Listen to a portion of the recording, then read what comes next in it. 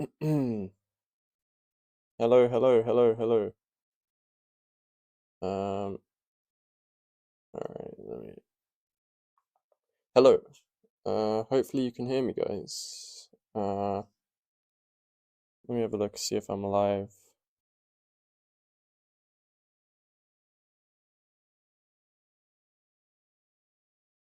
Okay, okay, I seem to be live. Okay. All right, what's good, everyone? Um, as you can see from the title, we're going to be doing the JEE today. Um,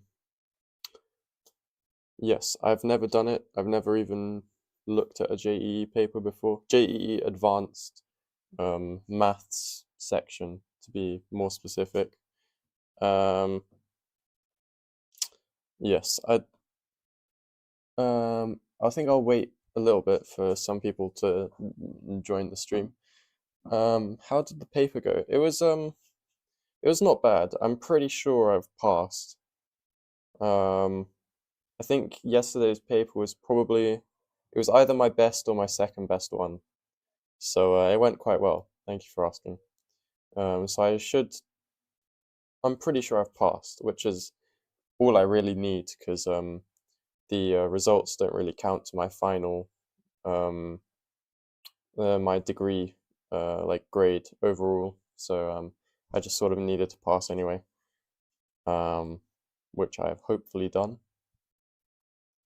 And yeah, as promised, now that I'm finished, I will be I'll be trying the JEE Advanced,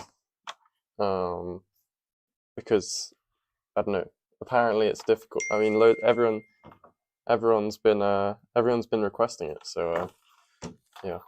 How was the paper? It was not bad. Thank you. Thank you for asking. Um, it I think it was probably either my it's between the last two papers were my best two papers. So hopefully I've done enough to pass and stay at Cambridge. Um, so yeah, I feel not too bad. And now I'm just gonna try and think about the papers as little as possible.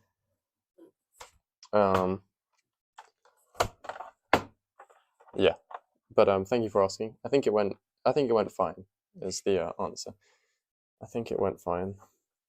All right, we got some people in the chat. I will now be sharing my screen. Hold on.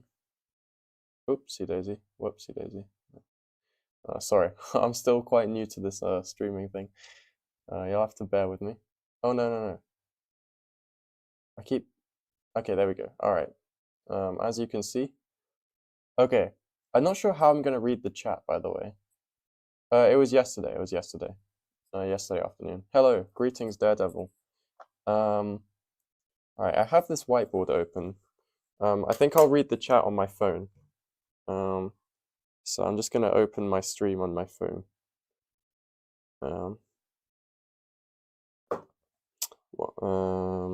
Let's have a look. Let me mute myself. How do I mute?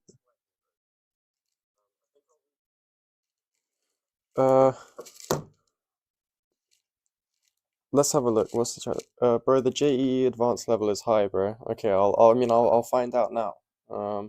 What do you think of this compared to the UK's entrance exam? Are they similar? I'm about to find out. I'm about to find out. Let me open up the JEE advanced. So 2025 maths paper 2025. Let's have a look. All right, someone tell me, hello, hi Daredevil. Someone tell me if this is the right paper. Is this what I should be doing? Is this, um,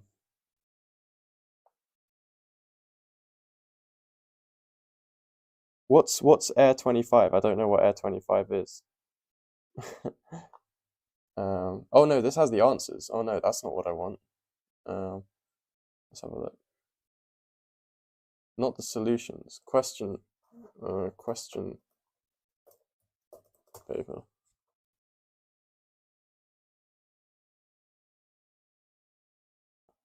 Oh yeah, send me the link. Send me the link. Yeah.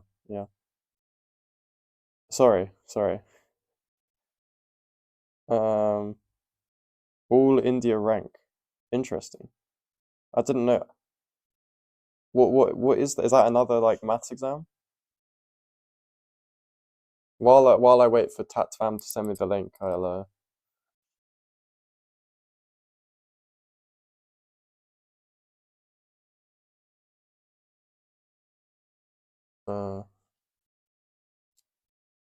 I'll wait for the link. Uh, let me look up all India rank while I'm here.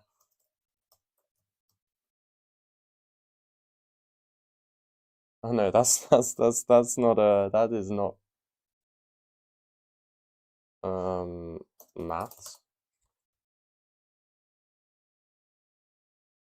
Okay, there's two papers, papers 1, 2. Okay. Which one? Okay, I might as well do paper 1 first and then we'll see how it goes. So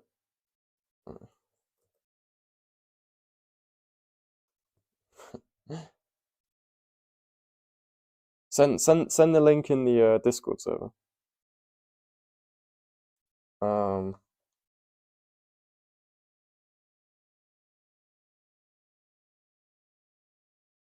All right. Yeah. I don't know. Okay, this is 2025, so I guess I'll do 2026. All right, here we go. Okay. Okay. Here we go, guys. Here we go.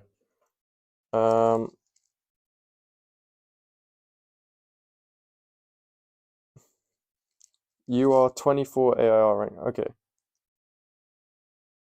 Oh, I see. Okay. All right. Okay, we got this seems to be a JEE advanced. This is paper 1. This is paper 1. All right, let's do this one then. I'm gonna keep the chat like open. Here. All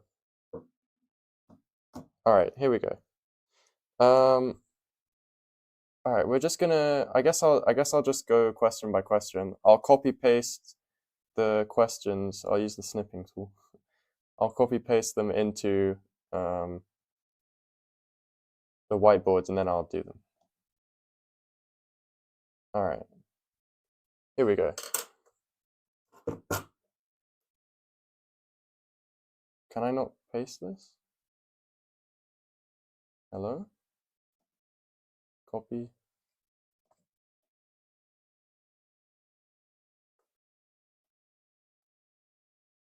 Oh, maybe not. Oh well. Okay, whatever. All right. Let's just do it on here then.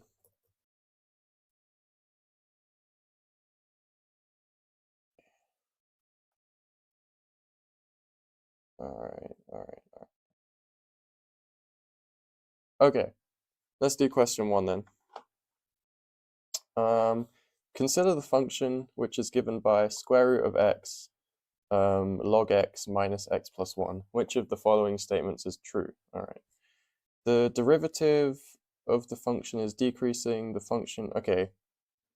All right, so we might as well take, it feels like we should take the derivative, that's for sure. So df dx is what? What is it? Square root x over x plus log x over 2 square root x minus 1, like so. I guess, actually, yeah, okay, all right. Now that I have the function, I'm going to go to the whiteboard. Okay. All right, so this means that this is equal to, well, what is this? This is square root of x. Okay, so let's times this by square root. So we got square root of x plus square root of x log x, 2 square root, sorry, all over 2x minus 1. And that's equal to, 2 square root of x plus square root of x log x minus 2x all over 2x. Is there much else? Okay, so let's work with this then. And what are the options now? Whoopsie daisy.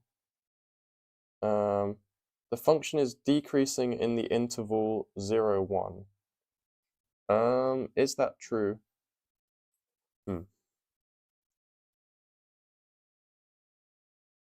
Let's have a look then. In the interval 0, 1, is it decreasing? It's hard to say.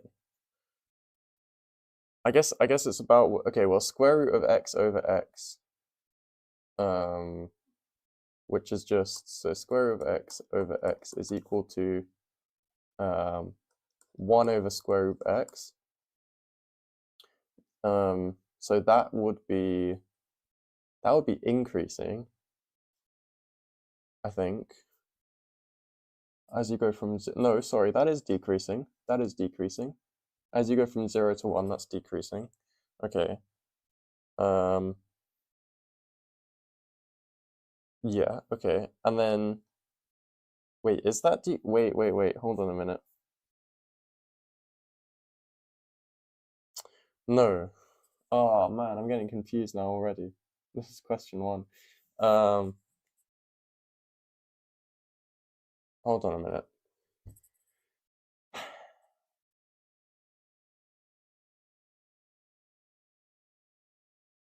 Okay, hold on. I'm gonna ignore I'm gonna ignore option A for now. Does it have a local maximum or a local minimum? I guess we just set this equal to 0, and if it is equal to 0 somewhere, then let's have a look. If we look at the equation, whoopsie daisy. Well, no. Actually, I'm gonna stop using Epic Pen. Sorry. If we have f of x is equal to square root log x minus x plus 1, right? That was the question, I'm pretty sure. Square root log x minus x plus 1, yep, okay. So then we said that the derivative is square root of x over x plus log x over 2 square root x minus 1, right? Okay, is this equal to 0 anywhere? Well, let's multiply both sides by 2x, I guess. So we get 2 square root of x plus square root of x log x minus 2x equals 0.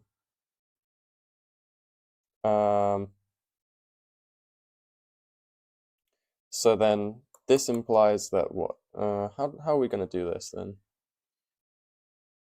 I guess I could take a square root of x out. So if we take square root of x out, we get 2 plus log x minus 2 square root of x equals 0. Well, x can't be 0, so we can cancel that. So that implies that 2 plus log x minus 2 square root of x equals 0. Does this have solutions? It feels non-trivial to me.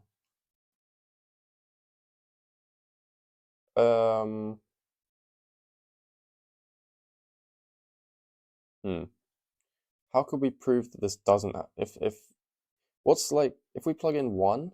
Oh, 1 is a solution. Okay, x equals 1 is a solution. I was gonna plug that in it to see if it, to see if that doesn't work, but x equals 1 just works. Okay, so the derivative is 0 and x equals 1. Oh, does it have another solution though? Maybe there's an easy way to solve this. Let's see, like 2 plus log x equals 2 root x. If you square both sides, maybe 4 plus 4 log x plus log x squared equals 4x. That seems bad. Oh no, maybe we can treat this as a quadratic. Is that what they want me to do? So log squared x plus 4 log x plus 4 minus 4x equals 0. So that means that log x equals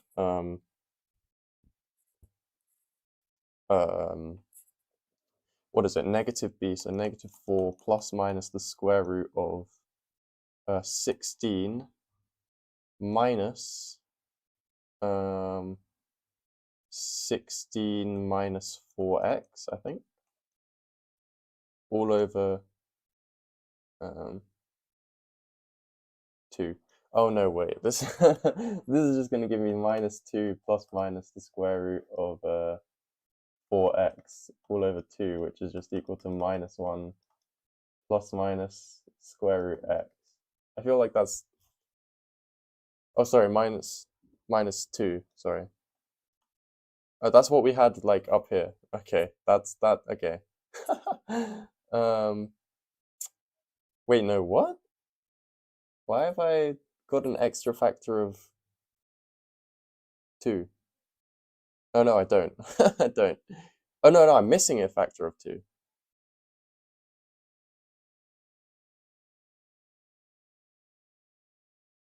Interesting. Okay.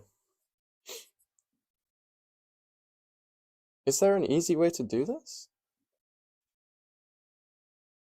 Squaring both sides doesn't seem to help me. I mean, by inspection, x equals 1 works.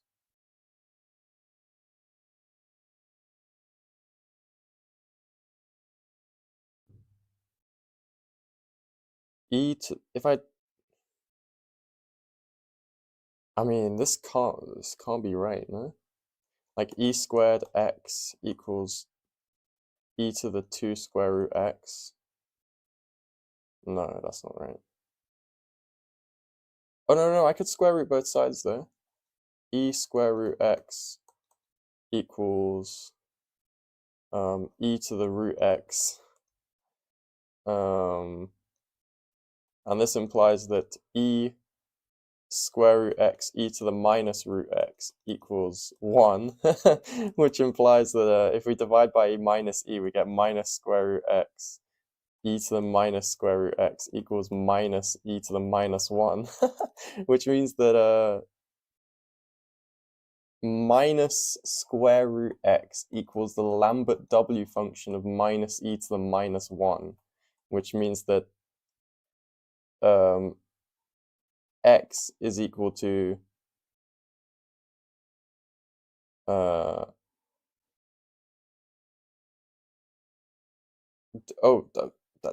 okay.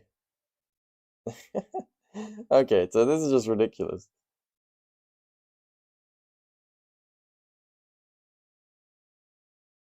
Let me have a look at what the chat is saying. The thing is, I haven't even found the zeros of the derivative. Before I even take the second derivative, I need to find the zeros of the first derivative, no? But that, like, it says, okay, so this is, I know that x equals 1. I know x equals 1. I know x equals 1. But is there another solution? Is there like an easy way to show there's no other solution?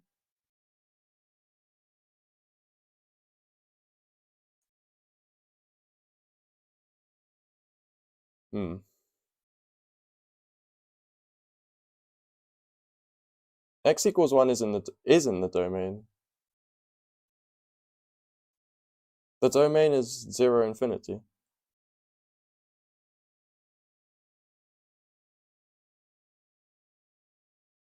But I'm looking at all of the, what? If you look at all of the options.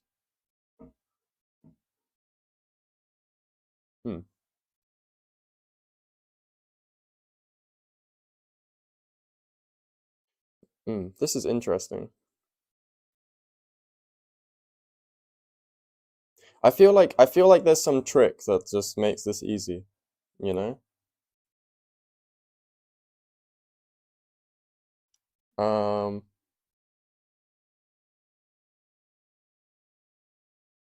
I mean, for the first one, is it even decreasing? I can't tell. I don't, I can't tell.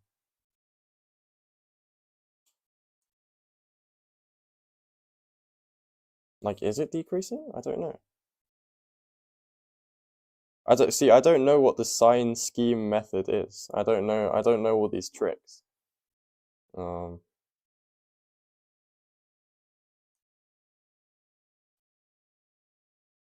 I'm just going off of first principles, you know?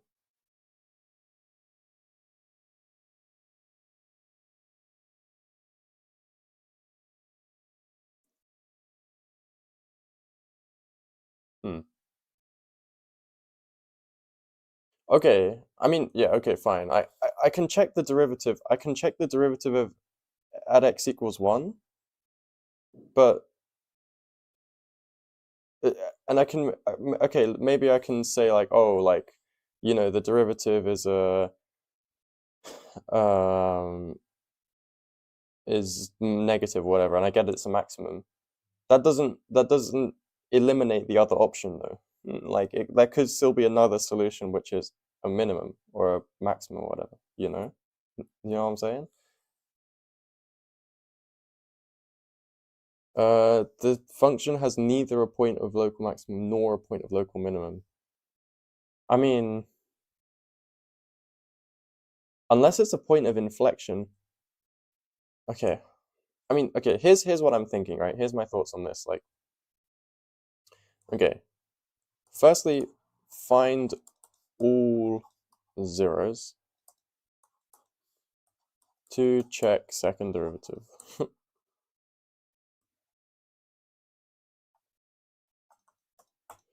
This is like that's like what I'm thinking, right? But how do we know where all of the zeros are? That's what's the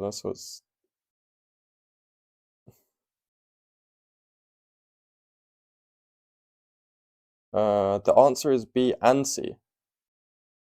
So what's how do you know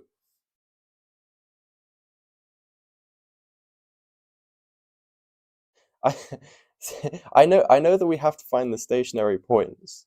That's the whole issue.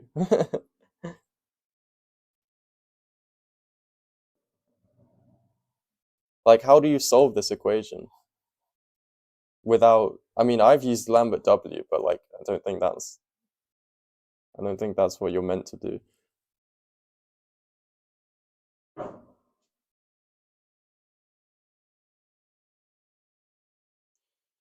Hmm. This is just like annoying. I would be so annoyed if I had to do this in an exam.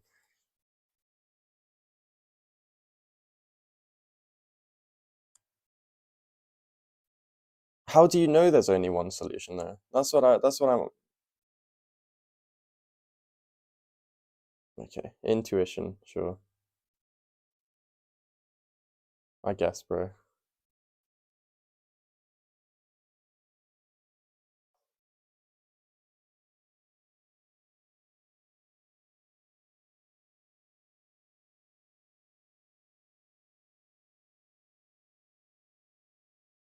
Hmm. Maybe like okay, hold on.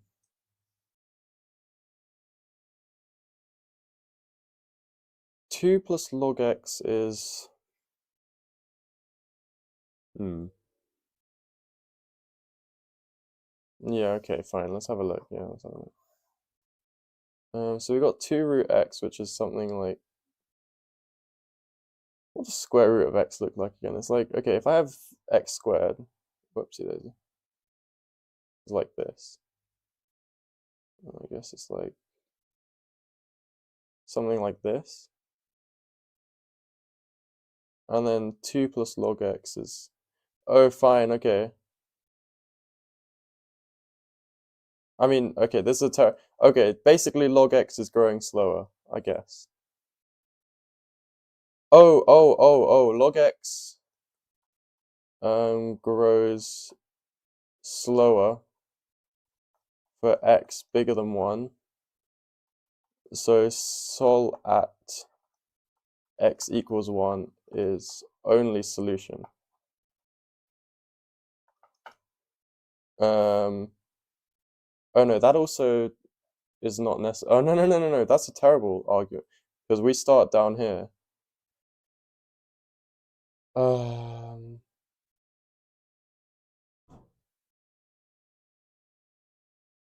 I don't even know. No, that's stupid. Yeah. Alright, okay.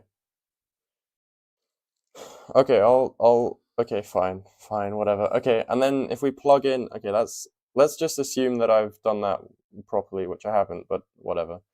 I guess it's a quick exam, so I've said, okay, the only solution is that x equals 1. Now, let's have a look at the second derivative. So the second derivative is x to the so x to the minus a half. So then I don't know what, minus 1 over 2 square root of x cubed plus, oh dear, this is a plus what log, so 1 over 2 x root x minus log x over stuff. Okay, it doesn't really matter because log x is going to make that 0 anyway. So cancel that. So f double primed of 1 is equal to 0.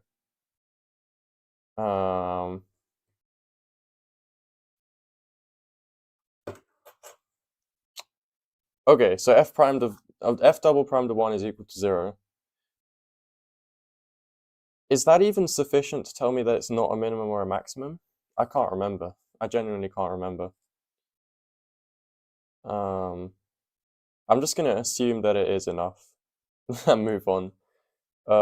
So, all right, so option D is correct. Let's just have a look. Option D is correct. And then the other one was like it's decreasing on 0, 1.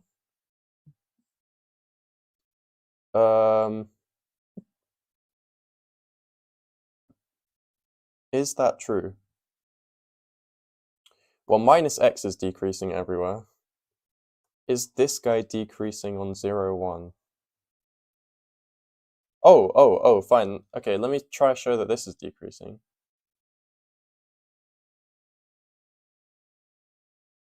It means it's a point of inflection, yeah. Okay. Does that necessarily mean it's not a minimum slash maximum? I'm going to assume it does mean that. I'm just going to assume it means that.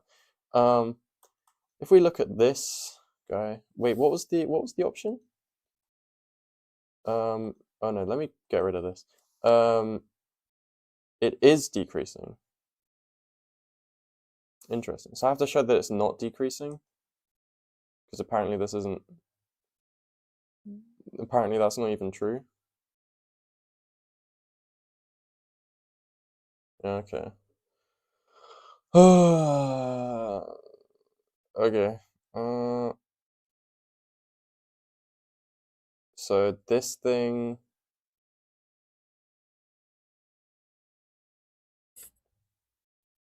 Hmm.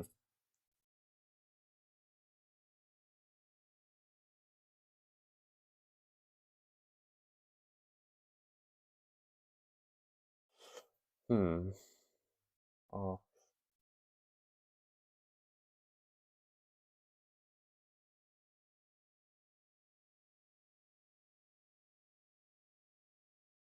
Hmm.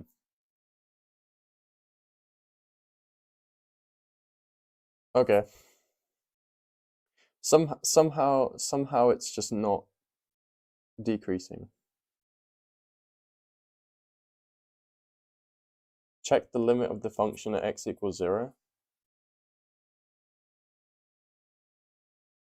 Why? What will that do?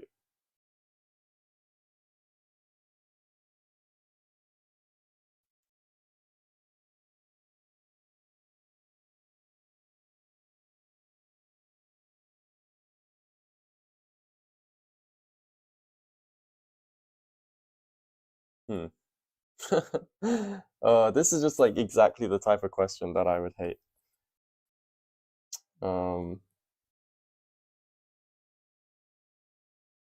We had 3 minutes to solve this during the actual paper, yeah. Yeah, no, that's rough. That is rough. Um,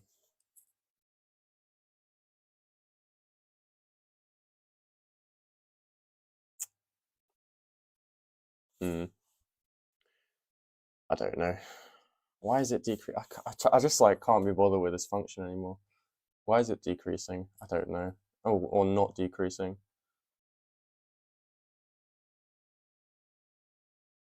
Yeah, let me just move on. Like, okay, whatever. A is just wrong for whatever reason. It's fine. I'm sure there's some obvious reason. Oh, this looks terrible as well. Let P be a point on the parabola such that the slope of the tangent is 4. Okay. Let Q be the point on the first quadrant lying on the circle x squared equals plus y squared equals 2, such that the tangent to the circle at point Q is -1. Let R be the flip here now.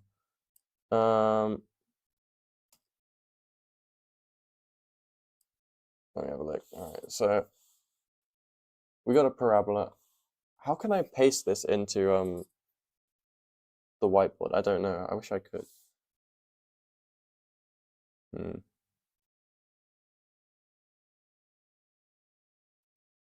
Can I like, let me just do this. How about this? All right, let me just paste this, go here. Let's just do this. Uh,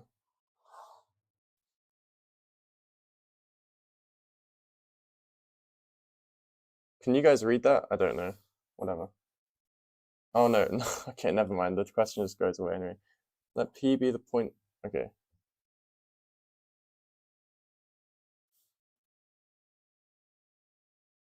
I can't copy paste it. No, it's whatever.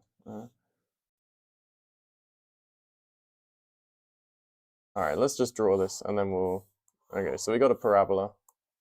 Y equals x squared. Like so.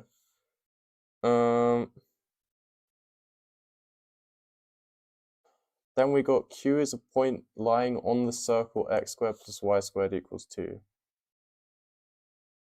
So we got our circle, x squared plus y squared equals 2. Let R be lying on the ellipse.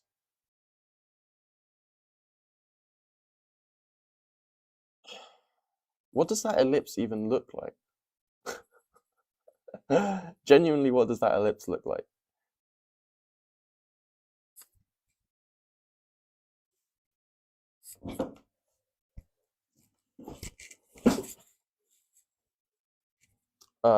Is it something like this? Oopsie daisy. Like that? Okay, we got something like this. Okay. What the hell is what? Okay, genuinely, what is this question, bro? Genuinely, what is this question? This is ridiculous. This is ridiculous. Like,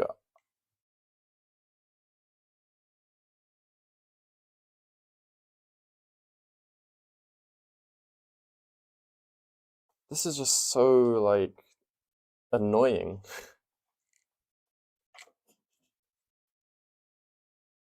I mean, let's have a look. Well, so the slope of the tangent to the parabola at point P is 4. All right, so what's point P then? If y equals x squared, whoopsie daisy, then y prime is equal to 2x, so x equals 2. So P is what? P is 2, 4,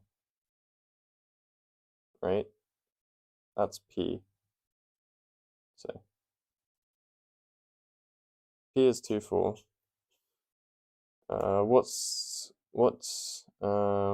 q? So it's x squared plus y squared equals 2. That implies what? 2x plus 2y dy dx equals 0. So dy dx is equal to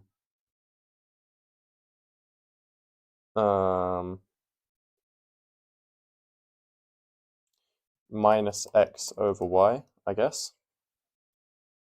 And what's it saying? The tangent is -1, and it's in the first quadrant. So x and y are both positive.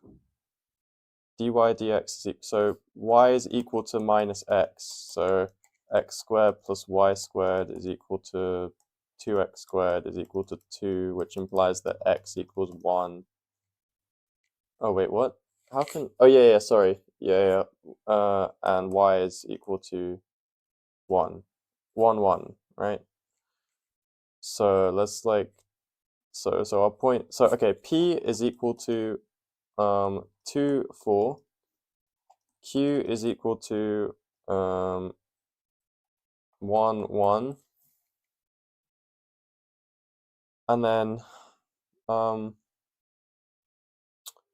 tangent is, so it's on the first quadrant, tangent, okay, so, all right, this might not be too bad then. 2x plus 8y dy dx is equal to 0, so therefore dy dx is equal to minus x over 4y.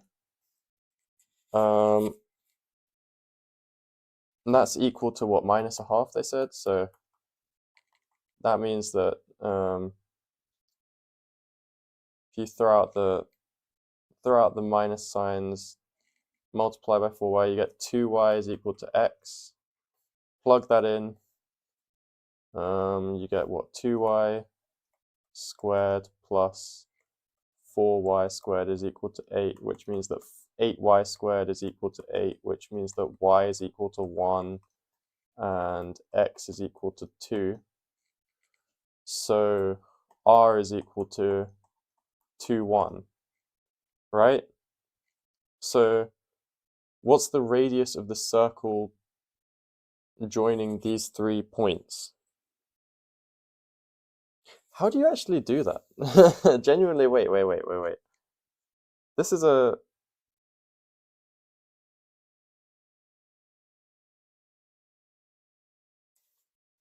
What's the way of finding the radius of a circle given the 3 points? I don't remember.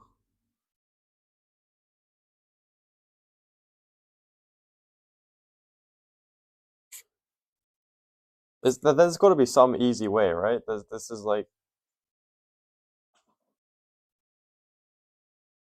I just don't remember what it is.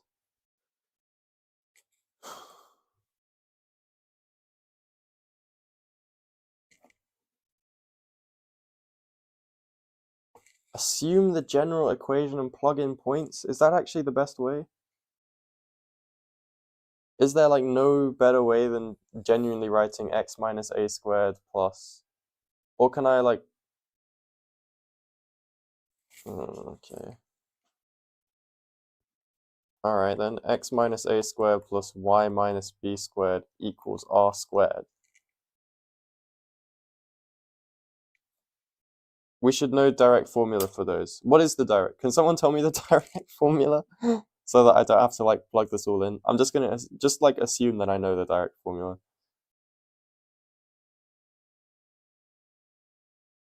I don't know the direct. Why would I know the direct formula for this? What's up, Skull Trooper? Hello. Alright, okay, I mean, okay, fine. What is it? 2 minus a squared plus, I mean, okay, whatever, alright. 1 minus b squared equals 2 minus a squared plus 4 minus b squared equals 1 minus a squared plus 1 minus b squared. Oh, you actually have to do this way?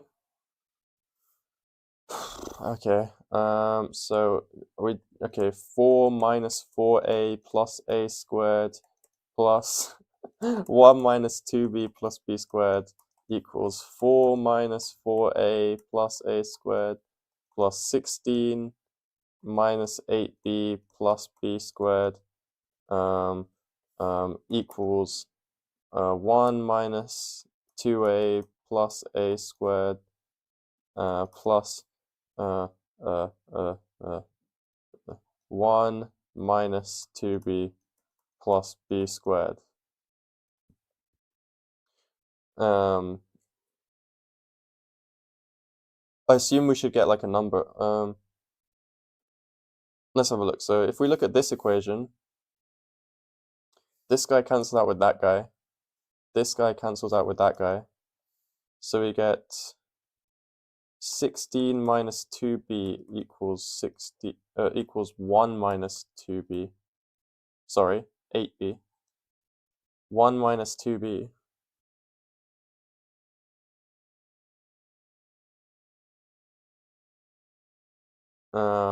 And then you just add and subtract. So 15 is equal to 6b. I just got b. Okay, maybe I can get a. Okay, fine.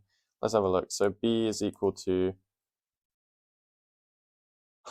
5 over 2. Does that tell me what a is? If I plug in 5 over 2, I get what? 25 over 4 minus 5 plus 1 plus 1 minus 2a plus a squared is equal to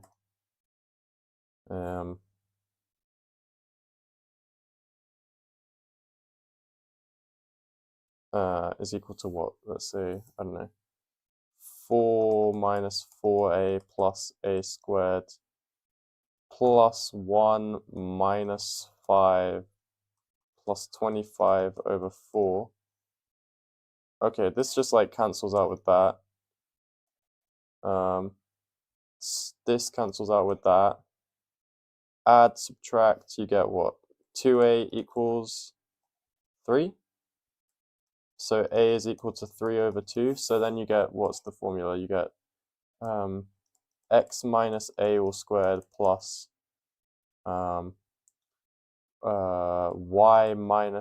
x minus 3 over 2 plus y minus 5 over 2 squared equals r squared. And we know that what? 1, 1 is on the circle. So if you plug in 1, 1, you should get what? A half squared, which is 1/4, plus what was 1 minus this 9 over 4, which is equal to what? 10 over 4. So the radius is square root of 10 over 2, which is equal to, I don't know. Let's have a look. Oh, no. Wait. Square root of 10 over 4, that's equal to square root of 5 over 2. Okay, C. I got an answer. C. Is that correct? Someone tell me if that's right. Are CAM papers easier than this? No. The Cambridge papers are harder than this. I mean, Cambridge papers are like university though. This is high school, so that makes sense. This is different though. This is like very bashy, very annoying. Like I would probably do worse on this than like an actual Cambridge paper though, because like this is like exactly what I hate. Which of these can be obtained by performing? Okay, I got it right. Okay, that's good. Which of these can be obtained by performing elementary row transformations on the 3x3 identity matrix. Oh, how do I even... am I into research? I am, yeah, I am, yeah. Interesting. Okay. Is it just like which ones are linearly independent? Is that equivalent? Maybe not. Maybe no, because like I could definitely get 1. I could definitely get A. I could definitely get A, and those are not linearly independent. How do you? Okay, this is a weird question. All right, let's have a look. Let's have a look. Let's go down. 1 1 1 1 1 1 1 1 1. Right. So we have this matrix. This is just like if you look at I, if you look at 0, sorry, 1 0 0 0 1 0 0 0 1. Like I can add and add to get to that one, and then I add this row and this row.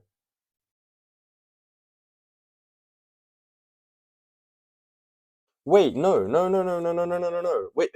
Wait, this one can't be right, no?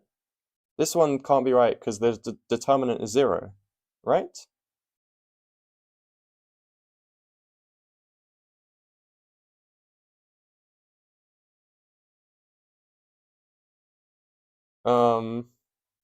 Yeah. Elementary row operations should preserve determinants, no? So I can immediately discard this because this guy's determinant is 0. So somehow this doesn't work. Okay. All right, let's have a look at 1 1 1 1 1 2 3 4 1 2 1. That's equal to, the determinant is equal to 3 minus 8 is minus 5. Minus 2 plus 4, so plus 2. And then this guy is 3 minus 1, so that's equal to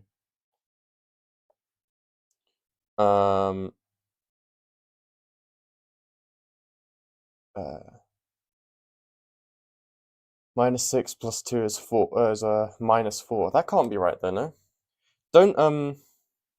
Don't row operations preserve determinants? No?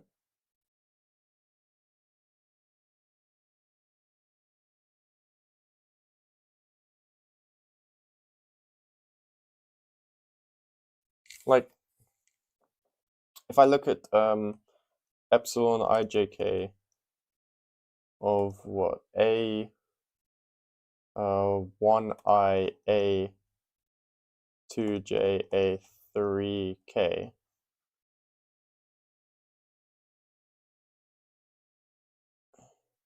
Oh yeah, I guess I can swap the rows to that. Yeah, swapping rows will put a minus sign. But like adding one row to another should just preserve the determinant.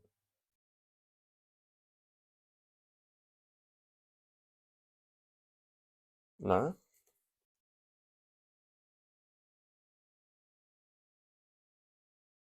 Yeah. You can.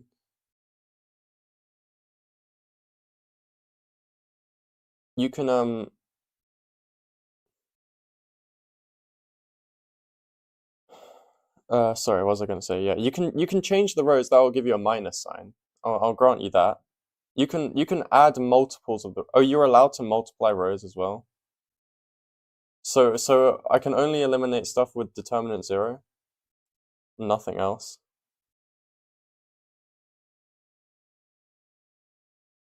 Oh yeah, I guess if I multiply a row, that should multiply the determinant.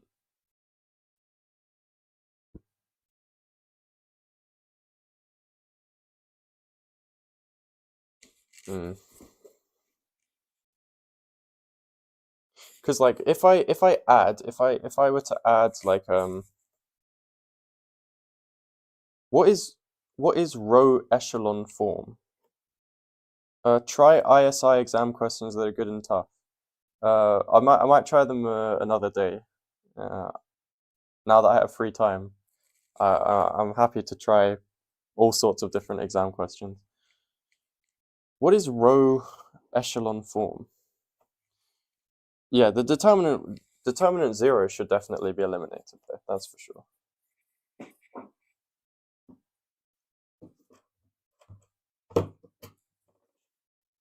I don't know how to eliminate the rest of them though.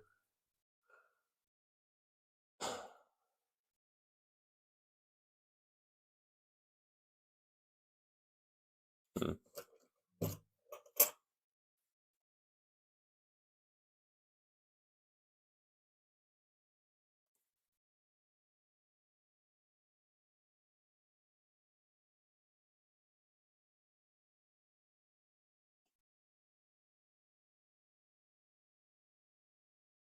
Oh, 3 options have determinant 0? Oh, sorry. I didn't realize. Okay, alright, never mind. Okay. Oh, sorry, I didn't realize that. Okay. I guess I should have checked that, no? So what, you're saying 1, 1, 1, 2, 3, 4, 2, 5, 8. Determinant of this guy is what? 24 minus 20, which is 4. And then minus 16 minus 8 is 8, so minus 8. And then what's that? 10. Oh yeah, this is 4, yeah. Plus 4, right? Yeah. Sorry, that's 0. Okay, so we can't be that. And then 1, 1, 1. Alright, let's have a look. 1, 1, 1. Minus 1. Whoopsie daisy. Minus 1, 1, 2. 0, 2, 3 is equal to what's that? 3 minus 4 is minus 1. Minus 3, so plus 3. Minus 2. Oh yeah, that's 0 as well. Okay. Alright, fine. Yeah, okay, that was easy. Never mind. It's C. It's C. Sorry, B. B, B, B, B, B, B. B. B is the only one with non-zero determinant. Okay, I should have checked that. I just assumed. Okay, never mind. So they just wanted me to find which ones have a determinant 0. Okay. All of them have determinant 0 apart from B. So it's B. Okay, fine. I guess the reasoning for that is if you have determinant 0 if and only if your rows are linearly independent.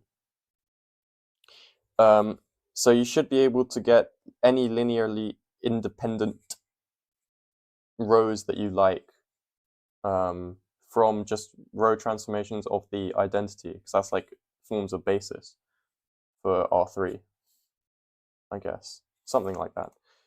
Okay, whatever. Okay, so it's B. All right, that was easier than I thought. Okay, all right, that's all good then. Okay, brother? What is this? Someone tell me what is this?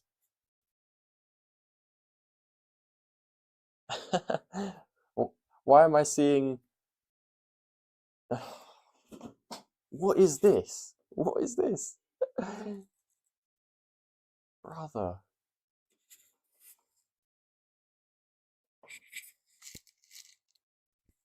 Brother. Oh my lord.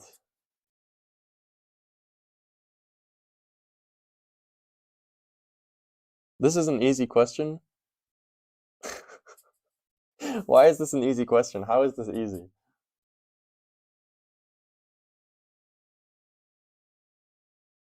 What's like what's the approach here? What's the approach here? Let me have a look. Cot inverse of cot of minus 11 plus 10 sine of 2 cos inverse of 1 over root 2 plus 10 of 2, sorry, tan, so a little bit, 10 sine of 2 tan inverse of what? Of 2.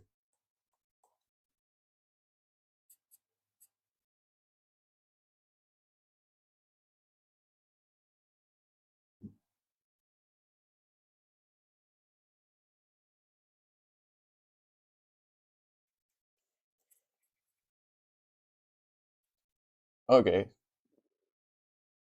so we want principal values here.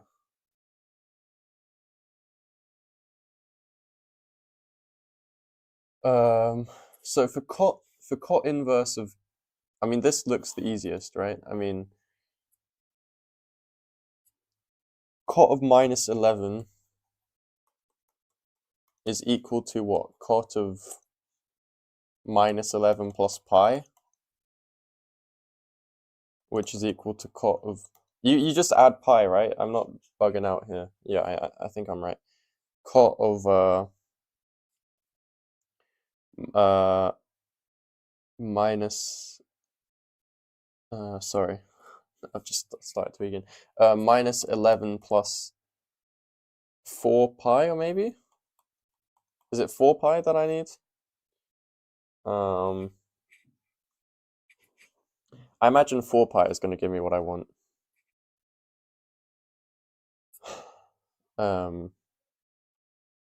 So I guess 4 pi minus 11 plus 10 sine of what? This is just pi over 2, no? Right? Which is just 1. Plus 10 sine, okay, maybe this isn't so, 2 tan inverse of 2.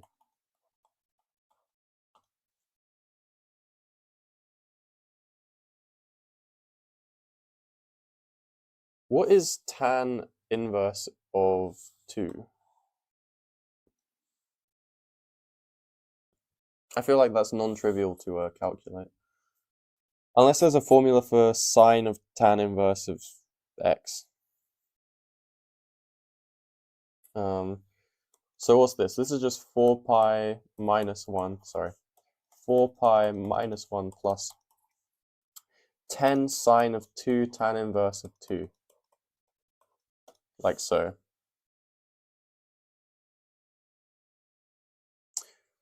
Okay, so this is 4 pi minus 1 plus 10 sine of tan inverse of 2.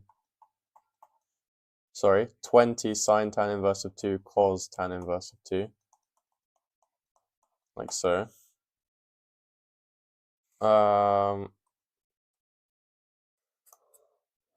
Okay, let's have a look. So if you draw a little triangle like this guy is 1.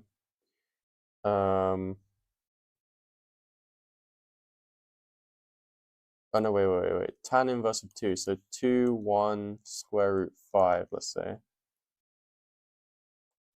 So tan x equals 2. So x equals tan inverse of 2. Oh, I see. Oh, right. Sine x is what? Opposite over hypotenuse. So 2. Okay. I see. 4 pi minus 1 plus 20 times by 2 over root 5 times by 1 over root 5, which is equal to 4 pi plus 7 overall. 4 pi plus 7, is that right? Let me have a look. That is an option, so I'm going to assume it's right.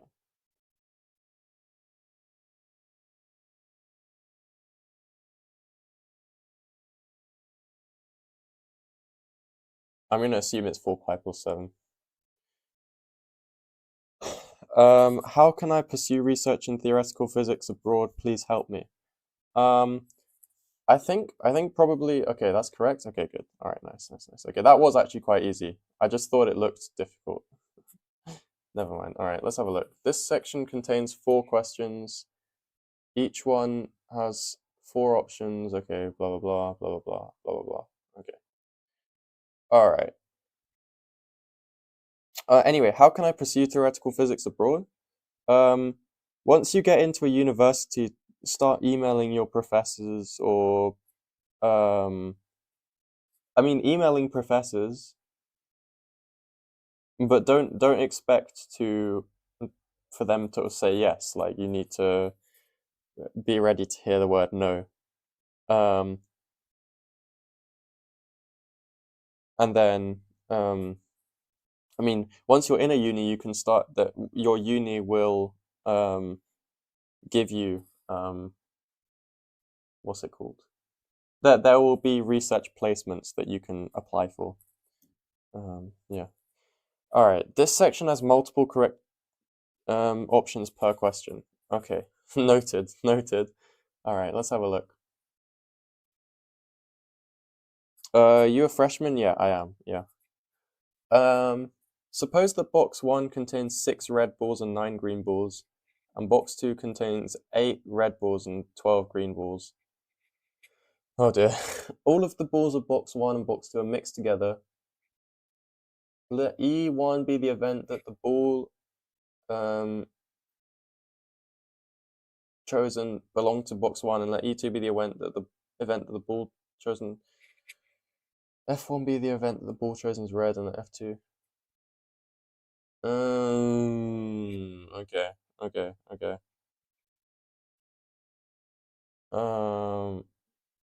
Let's have a look. So E1 ball belong F1 red. Interesting.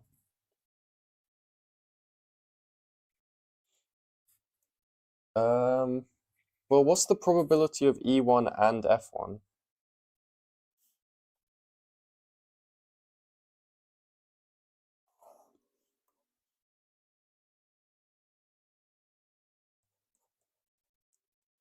P of E1 and F1 is equal to what?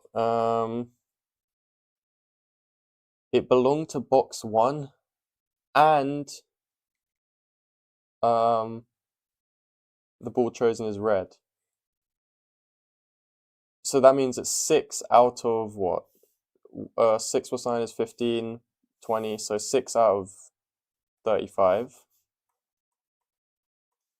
which is what, like 2 over, sorry, no, that's not cancel. Okay, and then P of E1 is equal to what? 6 over, 15 over 35. P of F1 is equal to, what's F1? The ball chosen is red, so 14 over 35. So, and this is equal to, let me simplify this. This is 3 over 7. So P of E1, P of F1 is equal to 3 over 7 times by 14 over 35. Oh, this is actually equal to 6 over 35. So E1 and F1 are independent. That's true. No. For independent, you have to show that P of the intersection is the product.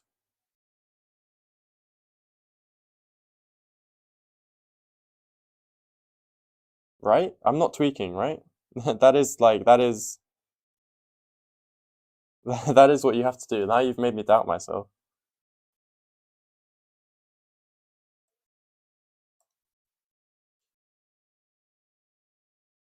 Let's have a look. The events E2 and F2 are dependent. Okay, what's E2? E2 is the event that The ball chosen belong to, well, hold on a minute. E2 is just equal to P of E2 is equal to 1 minus P of E1, so it's 20 over 35. P of F2 is equal to 1 minus that, so 21 over 35. How does freedom feel? Freedom feels excellent. I must say, it feels good. Feels good to just wake up and, do what I like. I am still alive, okay. And what's the probability of the intersection? What is the intersection? The ball chosen belonged to box 2 and it's green.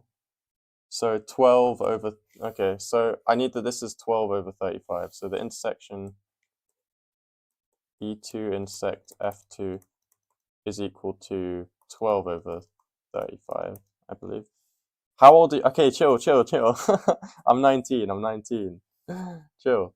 If you multiply these guys, you get what? Okay, firstly, what is this? This is just 4 over 7. This is equal to 3 over 7.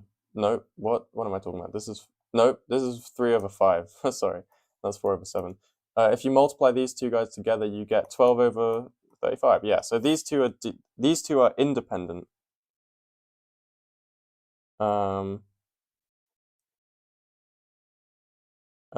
These two guys are independent. So B is not true. B is false.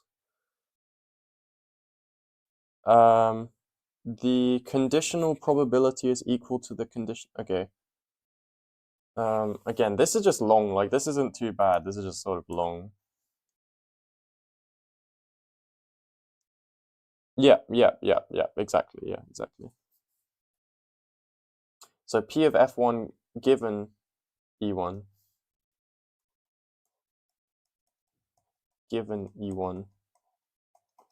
is equal to P of F1 given E2. That's what they want to know. Well, these two guys are independent, so this is just P of F1.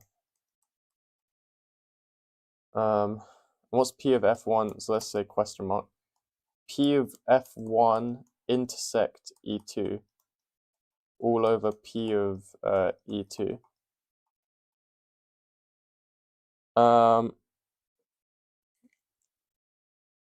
Hello, Ayan Ahmed. How are you finding JEE? How is it compared to STEP? I feel like STEP is harder. I think STEP is actually harder.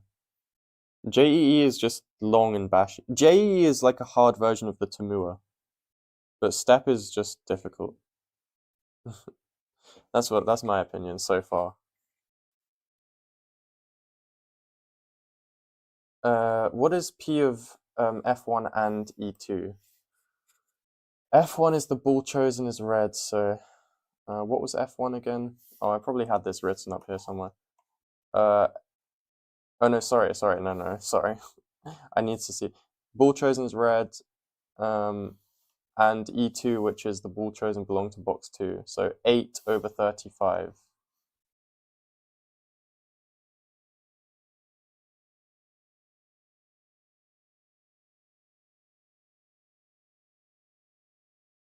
So 8 over 35, all over P of E2. That was, what was that? That was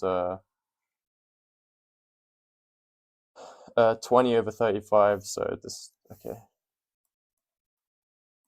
So this is 8 over 20, which is 2 over 5. I'm pretty sure that was not P of F1. Oh no, maybe it was. P of F1, no, 3 over 5. So that's false, right? So this one is false.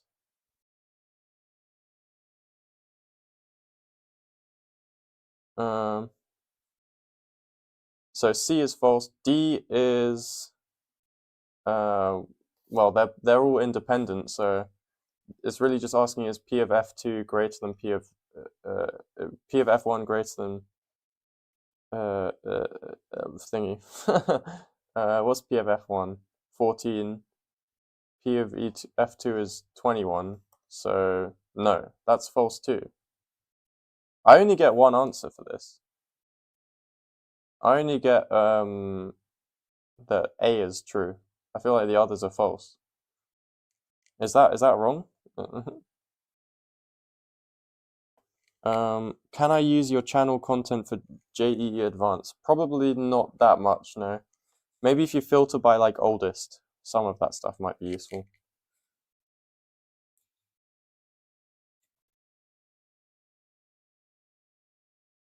The answer is A and C. Why is it A and C? Did I just miscompute something?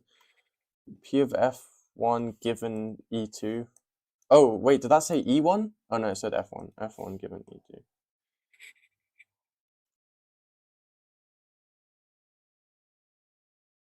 E2. What was P of E2 again? 4/7, 20/35. F1 was the event that the ball chosen is red, and E2 is so 8/35.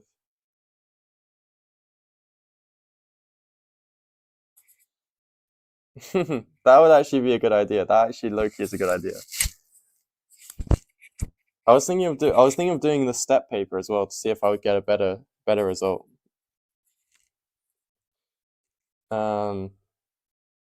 Which I low-key don't think I would.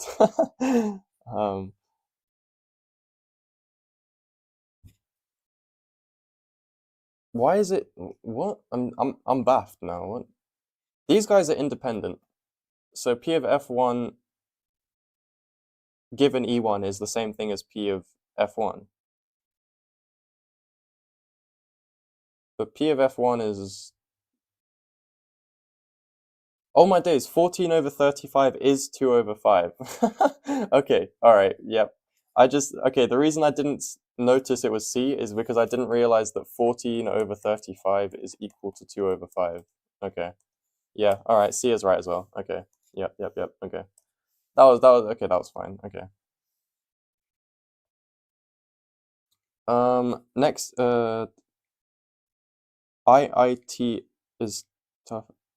You gonna do exams all summer or just this week? I don't know. I probably won't do that many exams live. I'll probably do like I'll probably like investigate some maths topic of my interest live and see if anyone else is interested. All right, let's have a look. What's this? Oh, I don't want to see the word plane in an exam. Why is the word plane here? I don't want keep the dimensions to 2 or ideally 1D. All right, let's have a look. Maybe this is not too bad. Let P be a plane such that it contains the straight line that and is perpendicular to the plane that.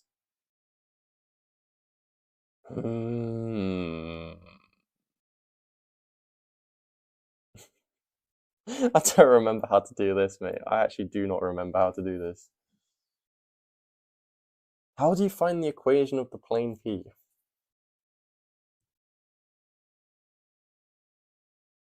I can't remember. I should actually know this. I should actually know this. As a Cambridge student who's done vectors and matrices, I should know how to do this.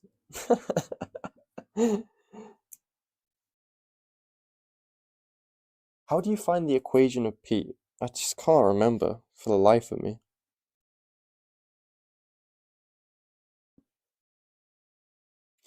Alright, whatever. Okay, so it contains the straight line. I mean, I guess I can try do some algebra and see where it gets me. X minus 1/2. This form looks really familiar. I just can't remember why. Y minus 3/3. Z plus 2/1.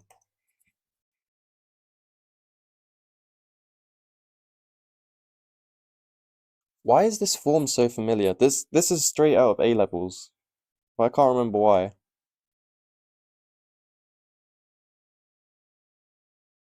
Oh man, I can't remember. What is this line?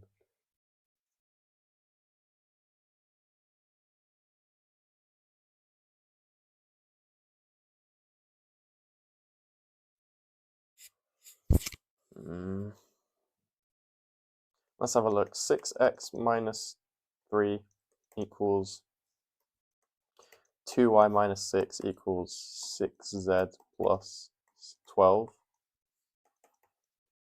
So that means what? 6x. Not. Oh yeah, sorry. No, not 6x, 3x. 3x. Oh yeah, this is a plane. Wait, what? This is a plane. What?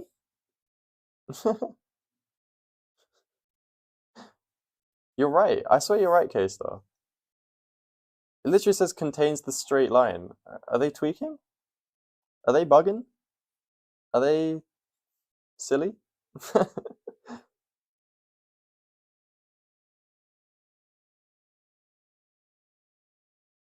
It says contains the straight line, and then it gives the equation of a plane. No?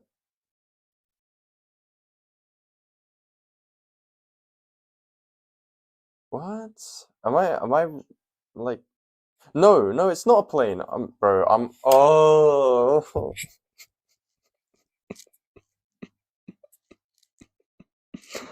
It's not a plane. It's not a plane. Oh, I'm so bad at these questions. I'm actually so bad at this. Oh, it's not a plane. Oh man, I was so confident. I was so confident in myself. Never mind. All right, this is a line. Yeah, this is a line. I agree with you guys. It's not a plane. I'm sorry. I saw three very. All right. Anyway. Okay. I apologize, guys. It's not. You know what? It's fine. I just had my exams. It's K Star's fault. It's literally K Star's fault.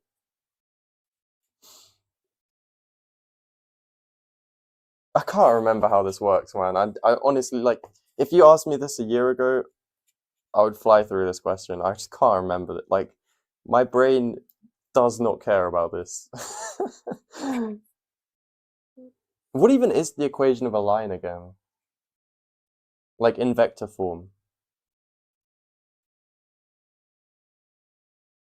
It's like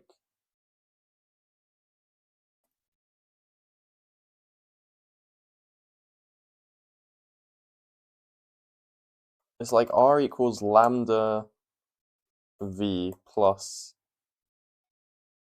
I don't know w.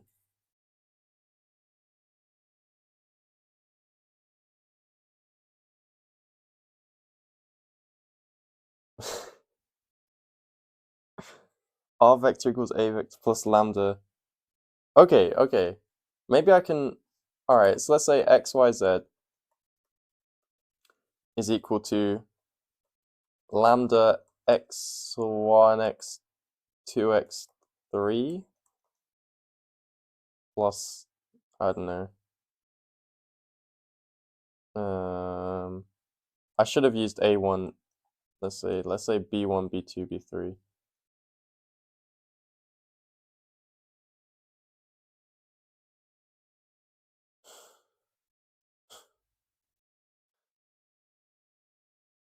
Uh, okay. Oh, so x is equal to lambda b1 plus a1. Y is equal to lambda b2 plus. Oh, wait. I think I remember how to do this. I think I remember how to do this. I actually think I remember how. Wait, z is equal to lambda b3 plus a3, and then you just set lambda. Ooh, wait. I'm cooking. Wait. Chill. Wait. Wait. So this means that lambda is equal to x minus a1 over b1. Oh, okay, and that's equal to y minus a2 over b2. Oh, wait a second. Wait a minute.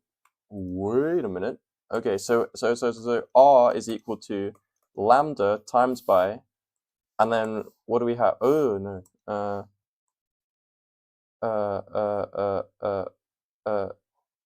B1 B. Okay, so 2 3 1 2 3 1 plus, and then the thingy. Oh, wait, I've actually got it. Minus a1 is, so 1 3 minus 2. Okay, this is the equation of the line. Right. Okay, yes. Okay, all right. We're so back. We're actually so back. Okay. And it's perpendicular to the plane that. All right, that plane is simply just r dotted with 1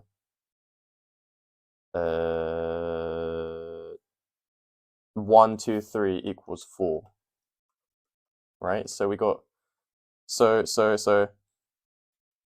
this line is perpendicular to this plane. And what's it asking me? Okay, so I need to find the equation of the plane P before anything.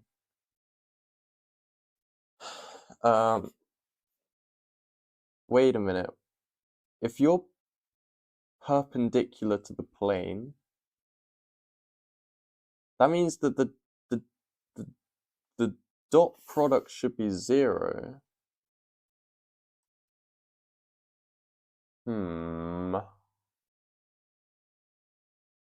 Wait a minute. How do I show that this is... How do I find lambda such that this is perpendicular?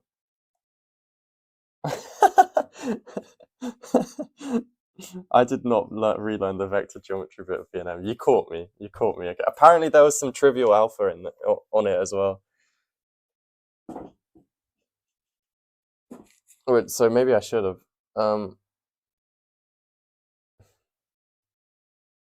Wait, no, I'm not trying to find lambda. What, brother? What am I doing? Genuinely, what am I doing? Wait a second. Perpendicular to the plane.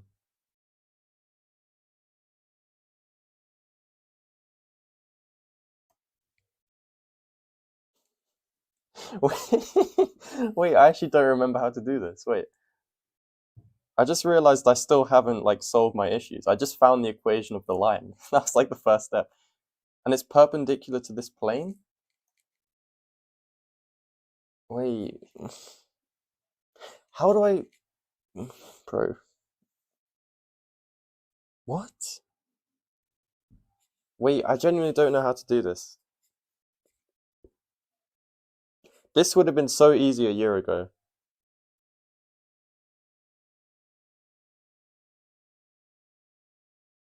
In the equation of the plane like that, then the normal vector... Oh, really?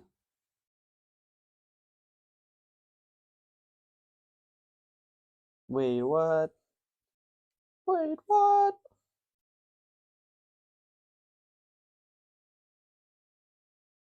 Bro, this is I'm literally about to start tweaking out. I'm genuinely about to crash out. Like this is so upsetting. This is gonna be like the easiest thing.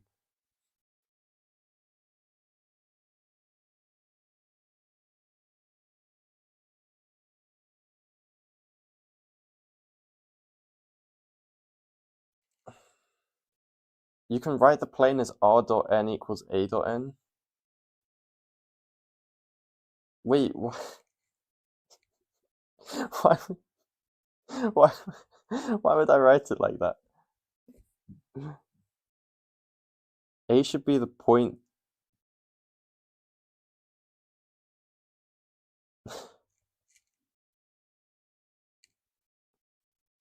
Oh man, this isn't even like, that's the thing that makes me angry is that like I know that this is not bad, and like I just can't remember for the life of me how to do this.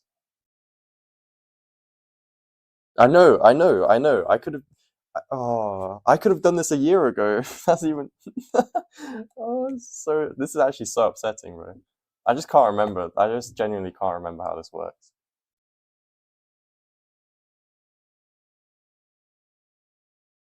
I can't remember how this works.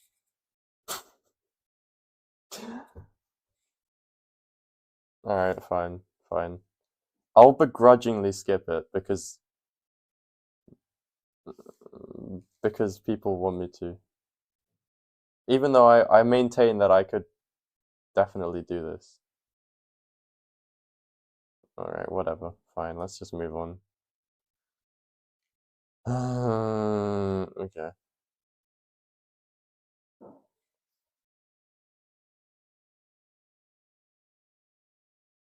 Let f be an arbitrary function.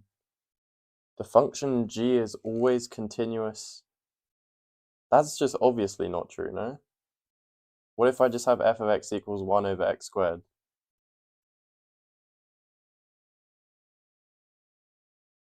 I guess. Okay, well this is like definitely not true. G is definitely not always continuous. F is any function? Oh, but f can't be 1 over x squared, can it? Because then it's not from R to R. Oh, this is maybe non-trivial then.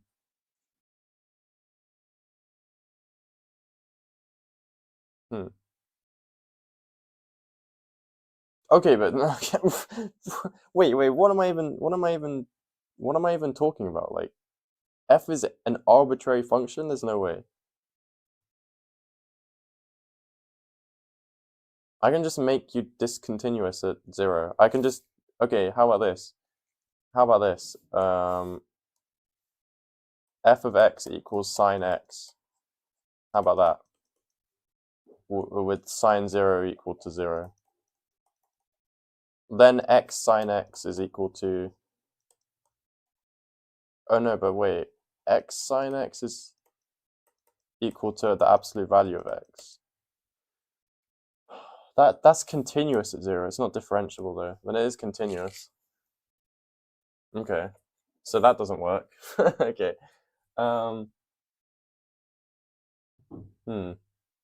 But I mean, come on.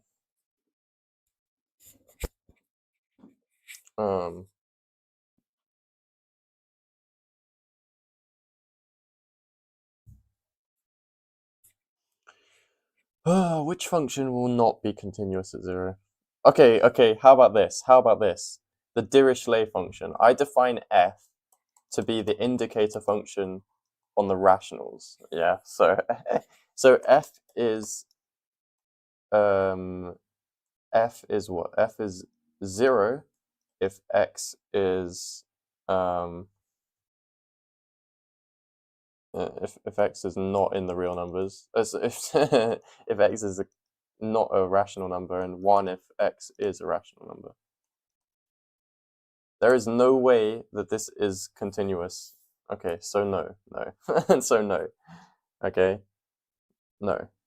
If x is continuous at x equals 0, then g is differentiable. Um,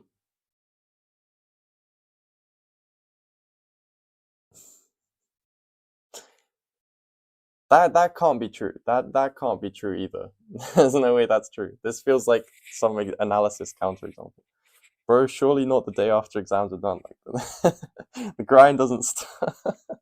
Grind doesn't stop. No, I don't know. I promised all my Indian audience that I would do the JEE. um, there's no way that's true though. There's no way that's true. Like I'm just gonna say it's not true because it's not. That's not. That's not true. That's just not true. Maybe it is true though. I don't even know. Anyway, whatever. Um.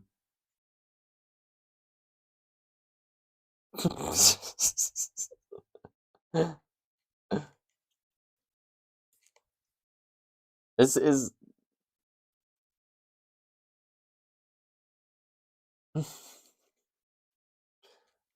if g is differentiable at x equals 0, then f is continuous at x equals 0. That might be true. That could low-key be true. that that one could low-key be true.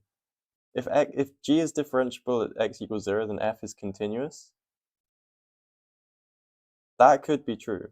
I could buy that.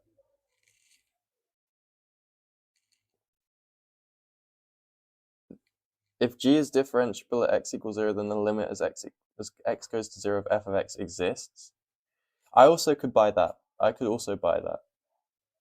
Oh, wait, actually, maybe I can show that. Maybe I can show that. Let's have a look.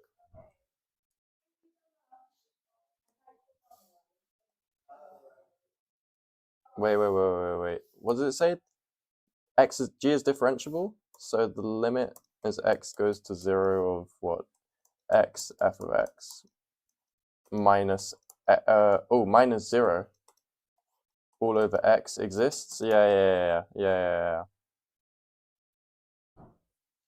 So that implies that the limit as x goes to 0 of f of x, just f of x exists. Okay, all right. So D is true. D is true.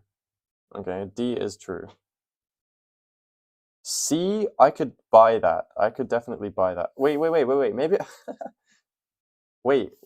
Yeah, the limit exists. So like sequential continuity and all that. You know what I'm talking about, right?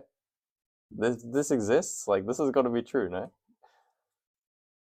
Like if I just pick a limit, it has to. Yeah. Sequential continuity.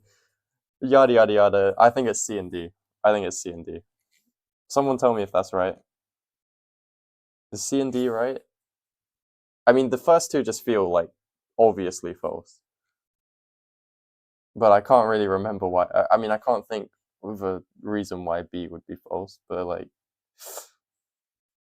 it's gonna be C and D. Someone tell me C and D is right. B, D? B is true? Of course B is true. Oh my days. Wait. Of course B is true.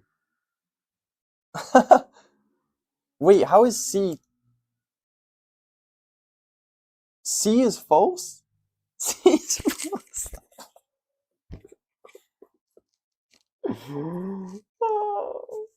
Of course B is true. You just plug in you just plug in the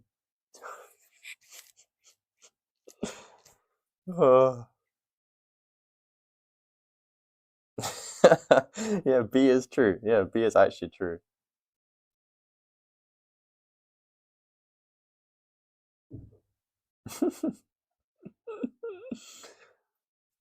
Okay, alright, whatever. Wait, what's the counterexample to C?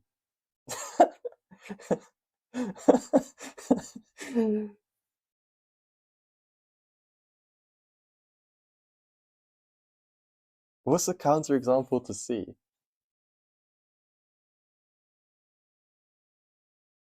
Why is C false? What the hell?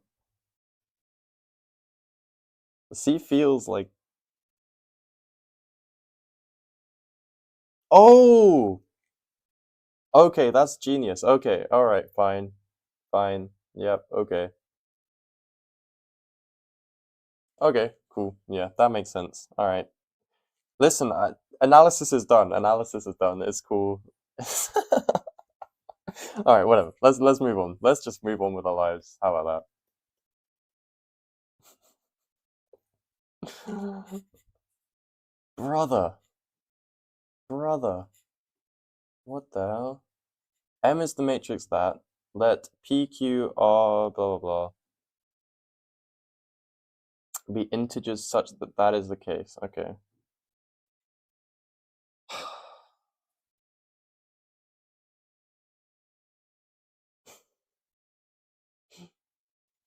There exists a 2 by 2 invertible matrix with real entries such that that is the case.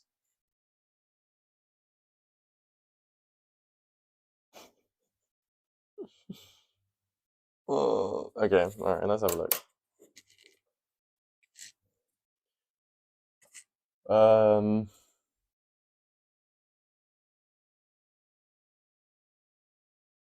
Sorry, I zoned out for a second there. All right, let's have a look.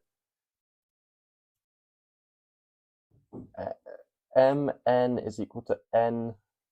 Okay, so like, is this just a diagonalization one? Is this just diagonalizing the matrix?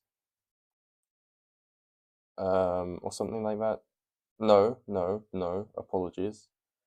Is this Jordan canonical form something?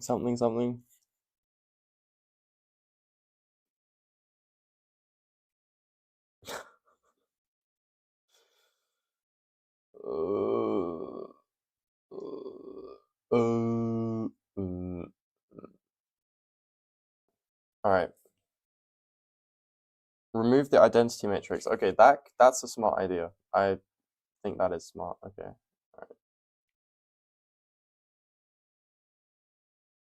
All right, let's have a look.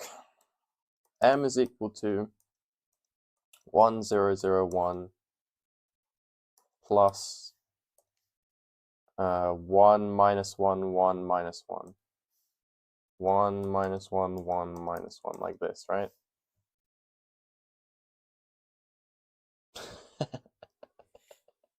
Okay. So Mn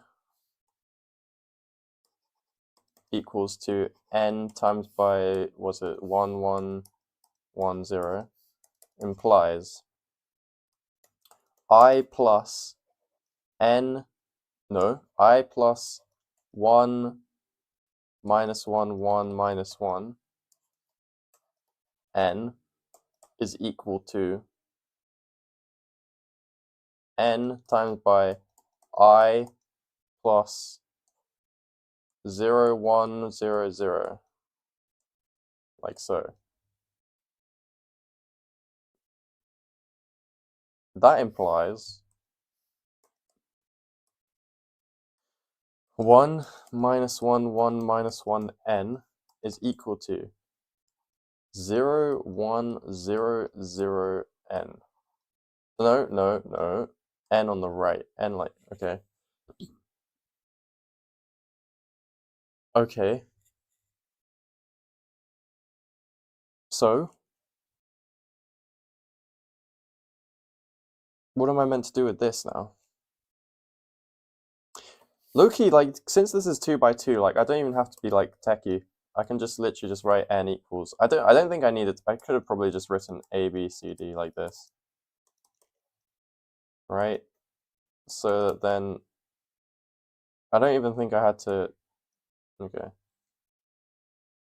Yeah, I think I can just write it like that. So 1 minus 1 A, B, C, D equals A, B, C, D, 0, 1, 0, 0,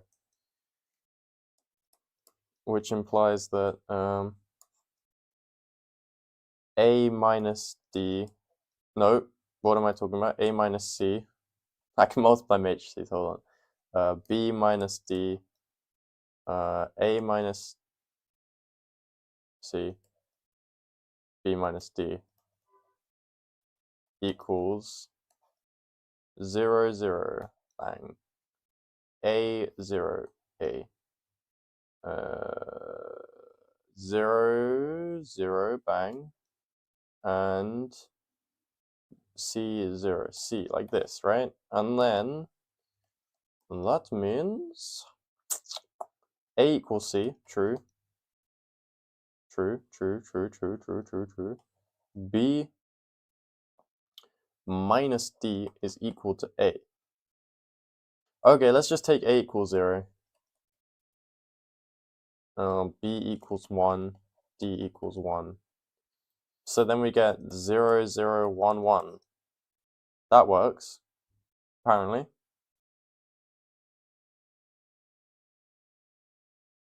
Okay, I'm gonna put true for that one. I'm gonna put true for that. The value of A is, oh, don't even like get me angry. Okay, I'm sure there's some sort of nice form for what m to the n is, otherwise this would just be stupid. What's m? M is 2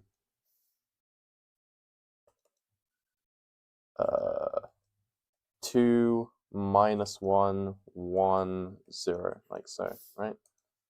Yeah, okay. All right, so then m squared is equal to, m will not have a pattern. So what do you do then? Don't you want to find some like general form for m to the n? 2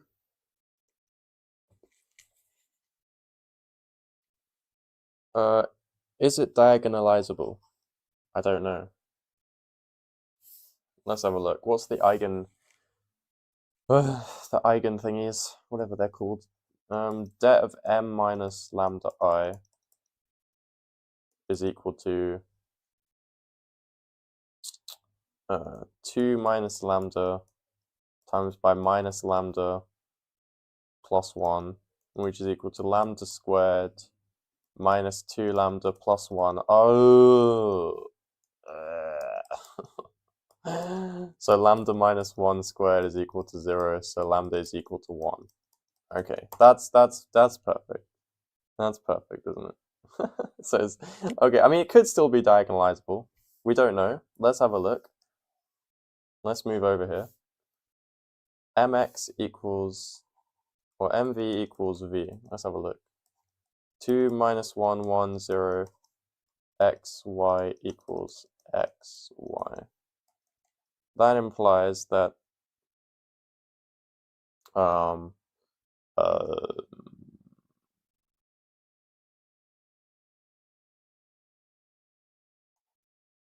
2x minus y x equals x, y. Oh no, this is not gonna be good, is it? This implies that what? X equals y. This just implies that x equals y. So that's 1D, right? That's not diagonal. The algebraic multiplicity is equal to the geometric multiplicity, or something like that. Oh no, sorry, it's less than that. It's bigger than the geometric multiplicity. I mean, okay, it's not diagonalizable. Okay, so all right. Okay, Simon says write it as m plus. Oh, oh, oh, oh, oh, oh, oh, oh, oh, oh, oh. Wait a minute. 1 minus 1, 1 minus 1 times by 1 minus 1, 1 minus 1 is equal to. Oh, is this just 0? 0, 0, 0. Oh. I had to throw in some buzzwords so that people think I'm clever. Okay. So m is equal to I plus a. Well, yeah. You're right. Okay. So m squared is equal to I plus a squared. Okay. What's the, so you're telling me there's a pattern for, all right, this guy's got to be, sorry, wait, no, now I'm tweaking. Sorry, it's 2a. Oh, sorry. Yeah, this is 0. Okay, sorry. Plus 2a. Right. Okay. So then what? M cubed, let me just get the hang of this, is just this thing times by m. So I plus 2a plus a, so I plus 3a. Oh. All right. Okay. So m to the 26 is equal to I plus 26a, I imagine is the case. You could probably prove this inductively if you really wished to. So I plus 26a, what's a? A is 1, 1. A is a 1 minus 1, 1 minus 1, right? So this is equal to 27. Oh, sorry, I need to add them all up. Not okay. All right. What was the question? The value of A is that. Okay. All right. So the value of all right.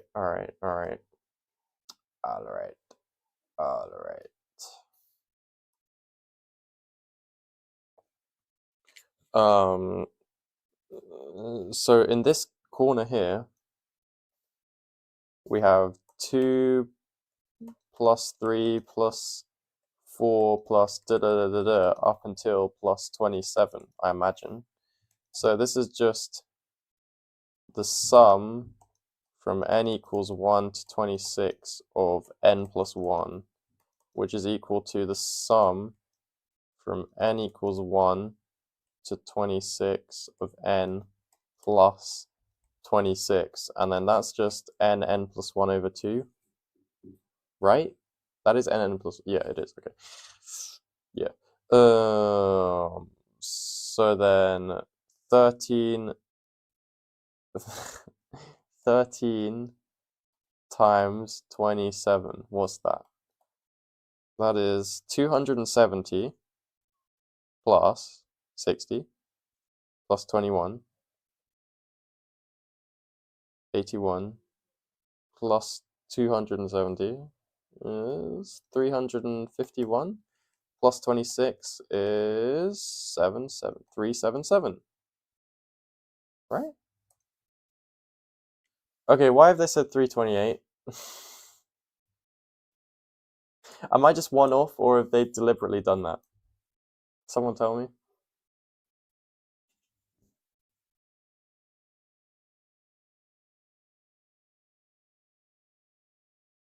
Have I done my maths slightly wrong? Oh, sorry, it's plus 27. That's what it is. Okay. Yeah, okay. Because why is it plus 27? Because there's 27 different numbers. Huh? B is wrong? What? No, now I agree with B though. Oh no, never mind. I disagree with B. Never mind. I gaslit myself into thinking B was right. No. Never mind. I had it right the first time.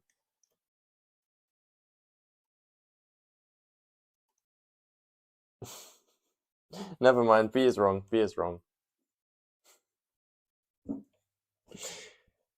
It's wrong by 1, I think.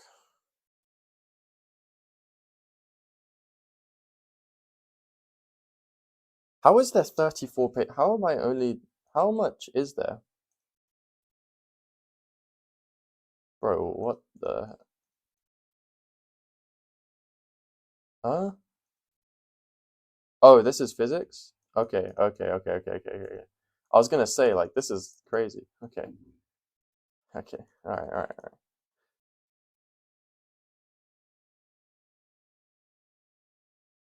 Alright, let's have a look. Okay. There exists unique integers such that that is the case.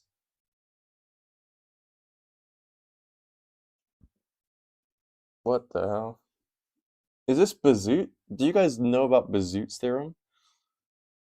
Oh no, but it says unique. Oh no, yeah, of course it's unique. Oh no, it's not obvious that it's unique. That's also not true.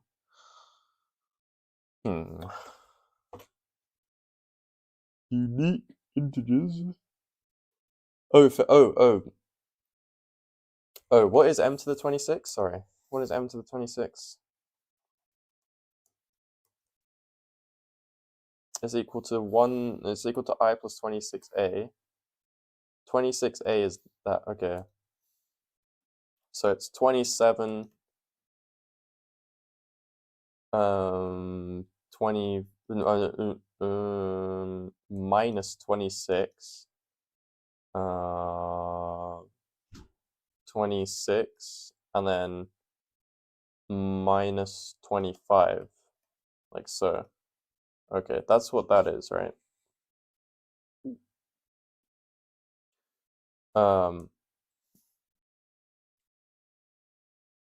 So then, well, okay. I mean, greatest common divisor or something like that, you know? R and S are, yeah, okay, fine. Yes, it's true. 26 and 27, 26 and 27 and 26 and 25. Yeah, it's true, it's true, it's true. Okay. Trivial by Bezout. Wait, how on earth are you meant to do that without Bezout's theorem? What? What the hell? Oh dear. Oh dear, oh dear. Any positive number t, the system of linear equations has a unique solution. What the hell? Oh, oh, you're not meant to use Bezout. Wait, no, maybe you are. Maybe you are. Wait, wait. Is this a is this a new proof of Bezout unlocked right here? Yo, use matrices? There's no way. There's no way. Is that well known?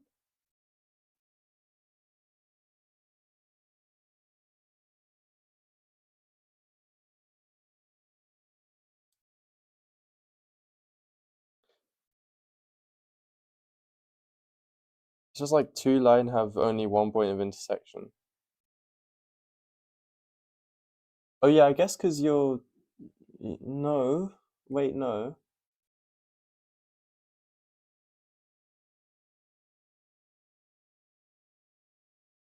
Maybe. I don't know. This is really confusing. Wait, I'm gonna have to look this up. Hold on. Proof of Bezout with matrices?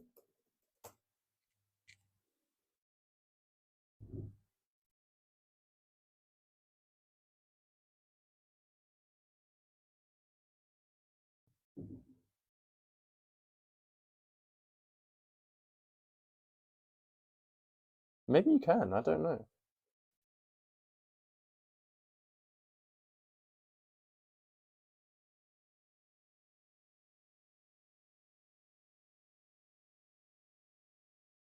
Ah, okay, this guy's yapping, mate. This guy is yapping. Okay, never mind. Alright, I'll look into it later.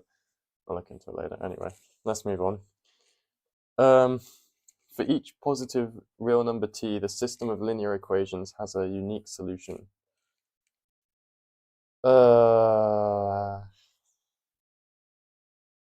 Why? Something about the determinant being non-zero, right? Right?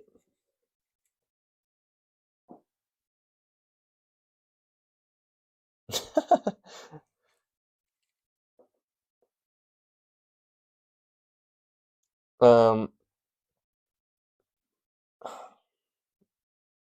is this something to do with flipping determinants being zero? Someone tell me.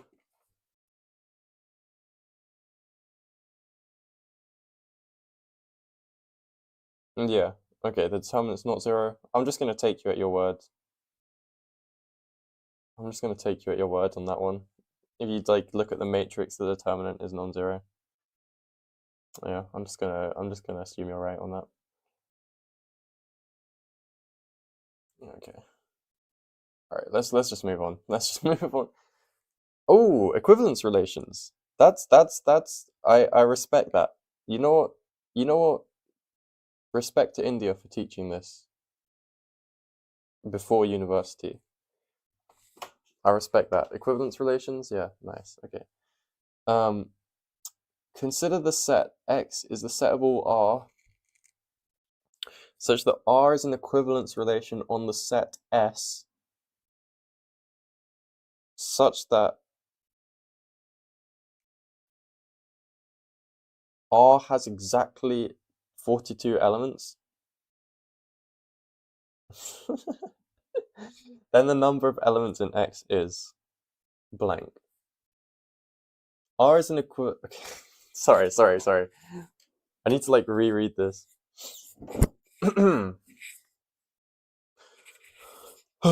R is an equivalent.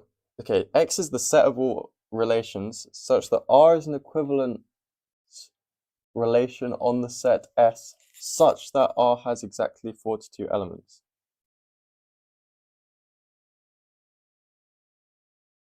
What do you mean R has 42? Like there's 42 equivalence classes? That's not possible. What does R has exactly 42 elements? Wait a minute. All right. This question, okay, let's get into this question. Let's get into the meat and bones of this question, so to speak. S is equal to just 1, 2, 10, right?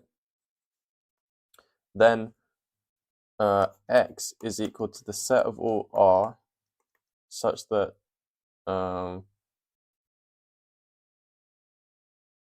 R is an equivalence relation and R has 42 elements. That's interesting. All right, okay.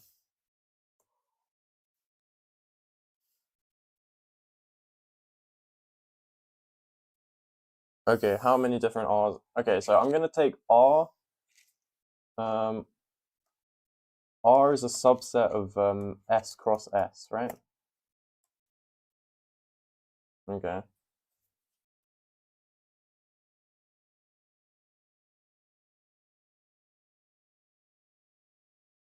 It's like the bounding number of Oh yeah. I kind of remember that. I kind of remember that question.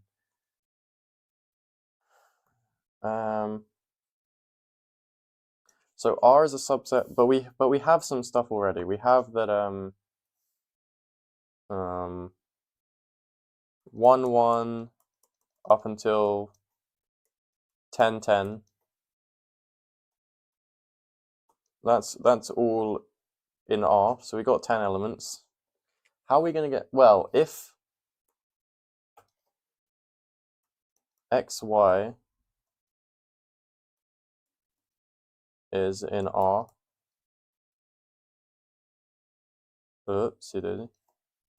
then this means that YX is in R.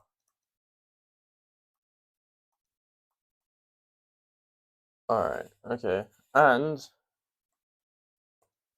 if XY in R and YZ in R, then XZ is in R. Right? Okay. So we need 42 elements. So but notice that if we take like 1, 2 to be in R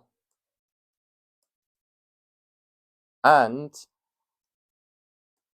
2, 3 to be in R, then we automatically get 4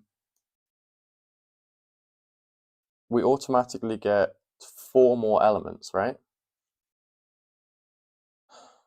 Do we get 4 more? Yeah, we get 2, 1, we get 3, 2, and we get 1, 3. Oh, that's 3 more elements. Okay. Oh, no, hold on. We get 2, 1, we get 3, 2, we get 1, 3, and we get 3, 1. So we get 6 elements. Right? Okay. So we can do that. Yeah, 3, 1, 2, yeah. We can do that. So we've already got 10 guaranteed. So we can do that 5 more times, right? We can do that 5 times. And then, but if we do that 5 times, we need to make it so that there's a pair that we haven't touched yet. So we can pick 1, 2, and 3, 1, and all the associated ones. I'm just trying to get a gauge for what's going on here. We can pick 1, 2, 3, 1, and then we need to, okay, something separate. So let's say we pick, we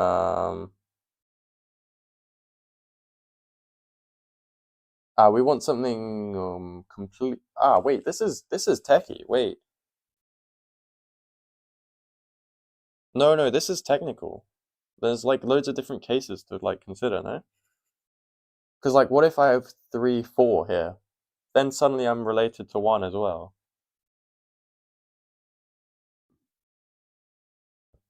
And then suddenly I'm related to 2. So all of a sudden something's going wrong here. Okay, let's have a look at like 4, 5. Okay, wait, no, hold on. 4, 5, 5, 6.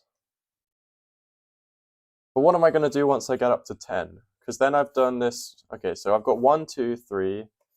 I've got 4, 5, 6. And then I've got 7, 8, 9. These guys. So I've got 3 groups of 3, and they all give me 6. This gives me 6. This gives me 6. This gives me 6. So now I've got 18 plus the 10 that I had before.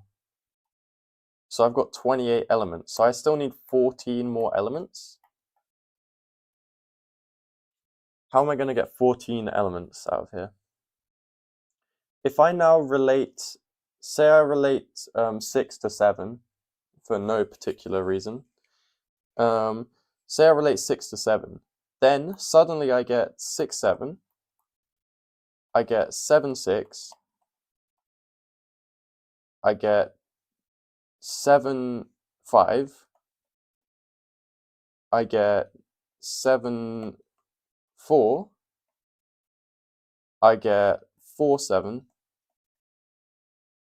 And I get 5, 7. So that's another 6.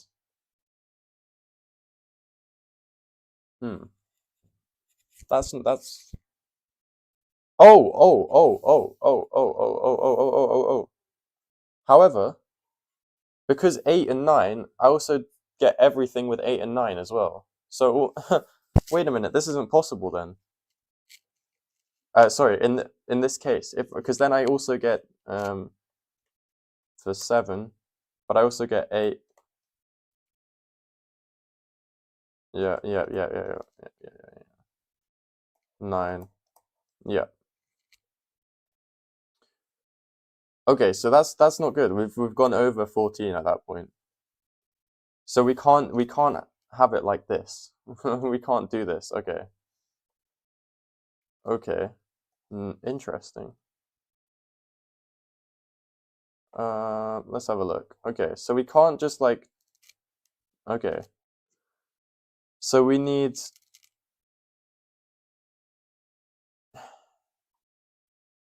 four people in one thing.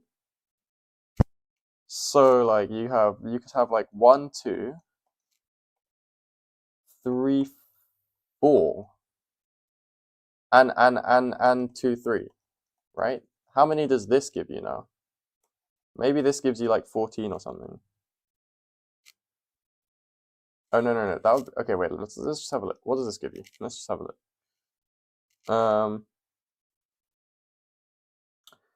This gives you, so 3 immediately, and then you get 2, 1. You get 4, 3, and you get 3, 2. But you also get I am watching the chat, don't worry. I'm just trying to do the question as well. Alright, so we get this, but we also get 1, 3. We get 3, 1. we get what else do we get? We get 4, 2. Oh my days, there's so many combinations of things. Oh, this is ugly. This is an uggers, so to speak. So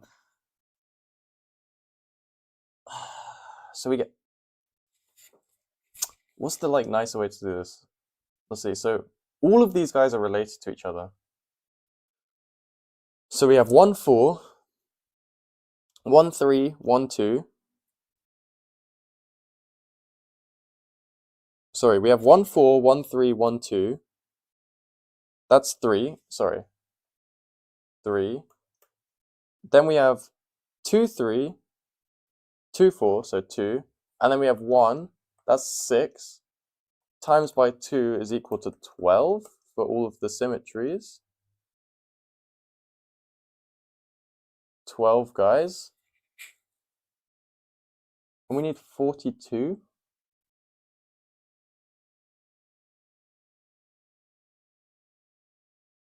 Hold on a minute. Hold on a minute.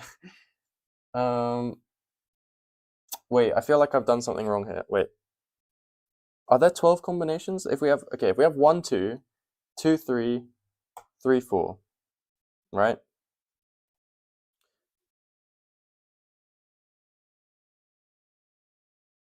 Then we have 1, 1, 2, we have 1, 3, we have 1, 4. Okay. And then we have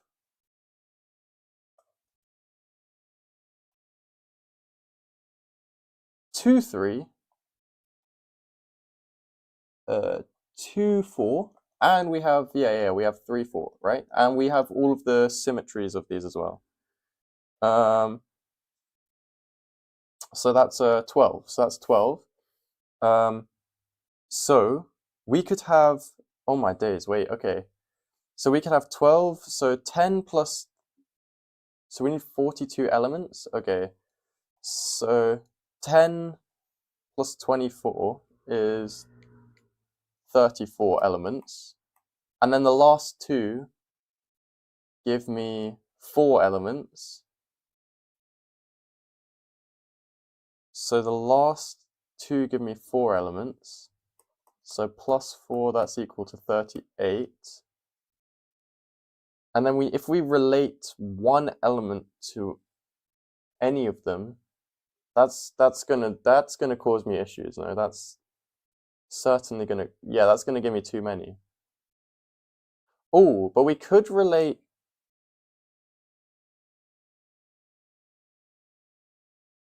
We could relate, instead of relating the two last ones to each other, once we have 34. Ooh. Okay. Once we have 34, we could say we have 9 related to 1. That gives me 9 is related to 2, 3, 4, and all of the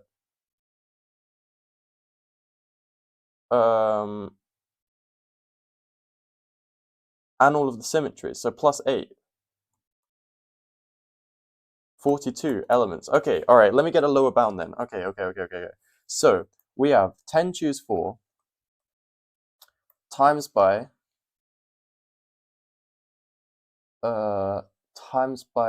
6 choose 4 times by, and then how many options are there? I could pick either one, so 2 times 2 times by 4. Okay, this is a lower bound. Hold on. So this is 10 factorial over 6 factorial 4 factorial times by 6 factorial over 4 factorial 2 factorial times by 4. That's equal to cancel. We get 10 times by 9 times by 8 times by blah blah blah. I'm gonna times by 5 all over 24 times by 2, 48. But then I times by 4, so 12 over 12. Okay, so get rid of the 6, divide by 2. So 10 times 9 times 4 times 5 is 20 times by 90, which is 1,800. Okay, so we have at least 1,800. At least 1,800. But we still, okay, so that's one possibility. But then what if we relate 5 guys to each other? If we relate 5 guys to each other, then what do we get? We have 1, 2, 1, 3, 1, 4, 1. So 1, 2, 1, 2.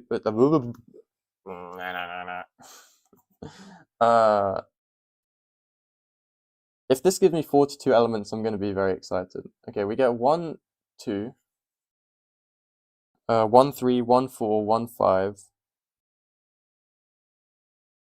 So that's 5 plus 4 plus 3 plus 2, which is what? 9, so 14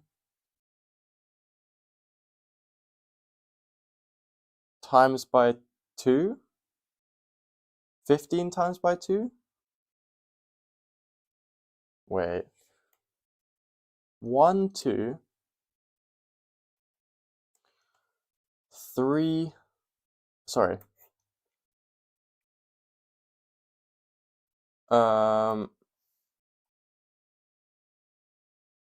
Let's say 1, 2, 1, 3, 1, 4, 1, 5.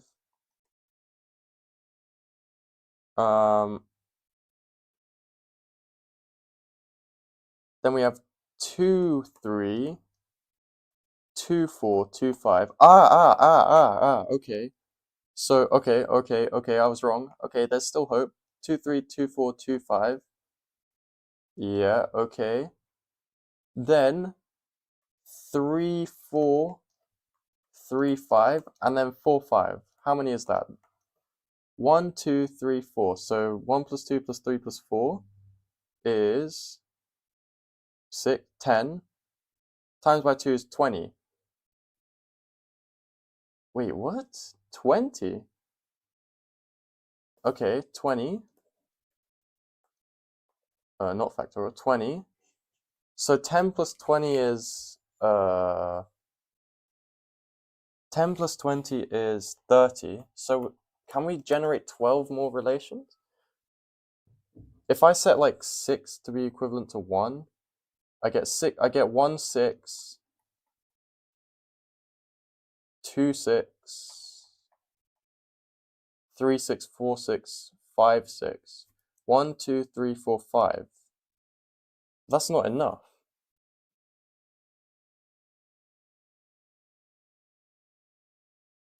Hmm.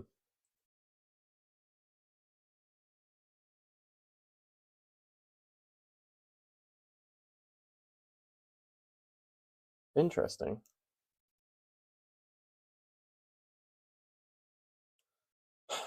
Wait a minute.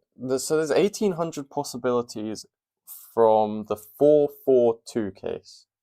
Oh, sorry, the 4-4 and then relating one guy to one thing. So chucking one guy into the other. Oh, no, no, no, no, no, no, no, no. Wait. Maybe I'm tweaking. Maybe that's just relate 5 guys and then relate 4 guys. Wait a minute. What if I completely wait. So 10 choose 5 times by 5. What's that? That's equal to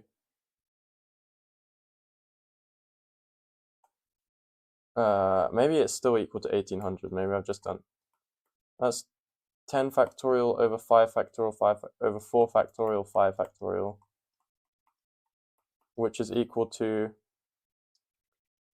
10 times 8 times 7 times 6 all over 4 factorial, which is equal to uh, um, 10 times, okay, now I'm just tweaking out, wait, times 2, that's way too small, okay, never mind, alright, what, okay. Wait a minute, how did I get,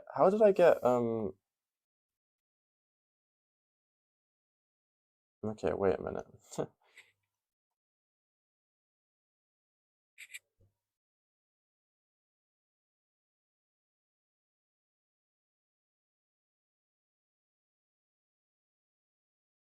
Okay, so the question was,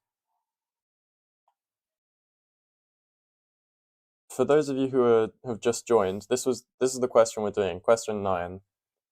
Let S be the set of elements from 1 to 10. Then how many equivalence relations are there such that R has exactly 42 elements? Okay, that's the problem. So what I've concluded so far is that you can have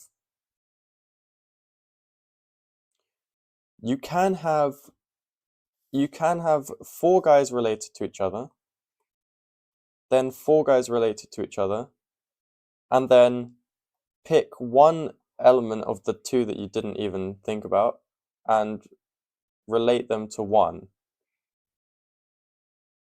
That does give you 42 that gives you 42 elements, right? Because this guy will give you 12, this guy will give you 12, so that's 24, plus 10 is 34. And then if you relate one guy to 4 different things, that gives you 8.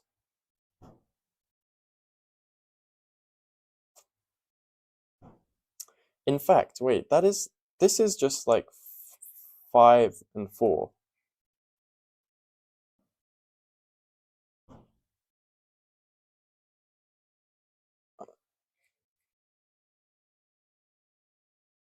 This is 5 people, this is 4 people. This is an interesting problem.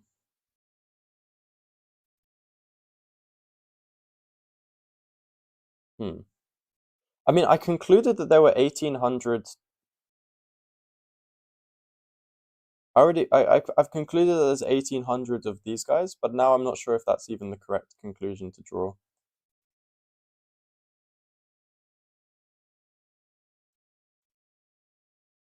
What's 10 choose 5?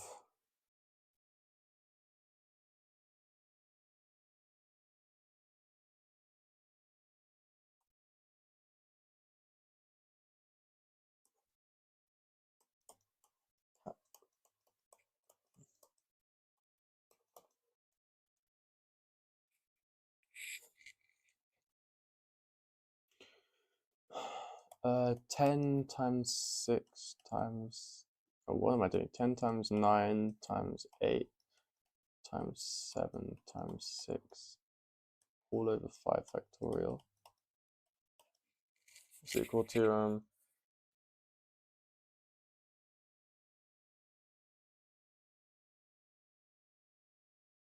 5 times 2, get rid of that, cancel it with the 10.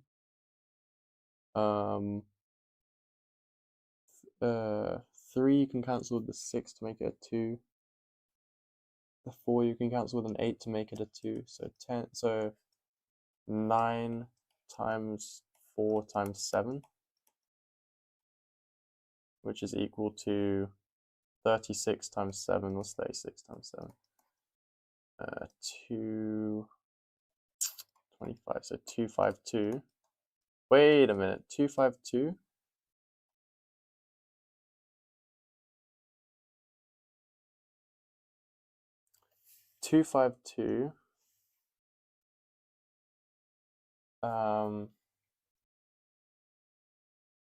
And then we times it by what though?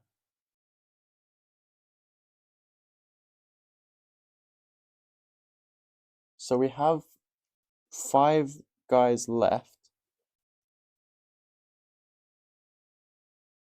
5 choose 4 is times, we times by 5, no?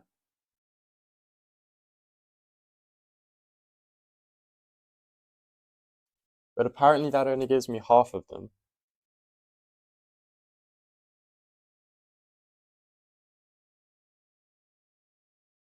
Is this the only... Maybe there's more possibilities though.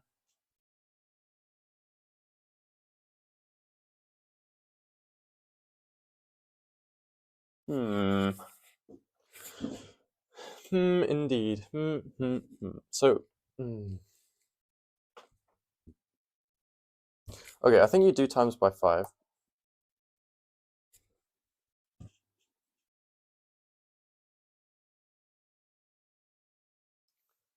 So times by 5. But then what's the other way that you can get more things? If you have 6 guys related to each other,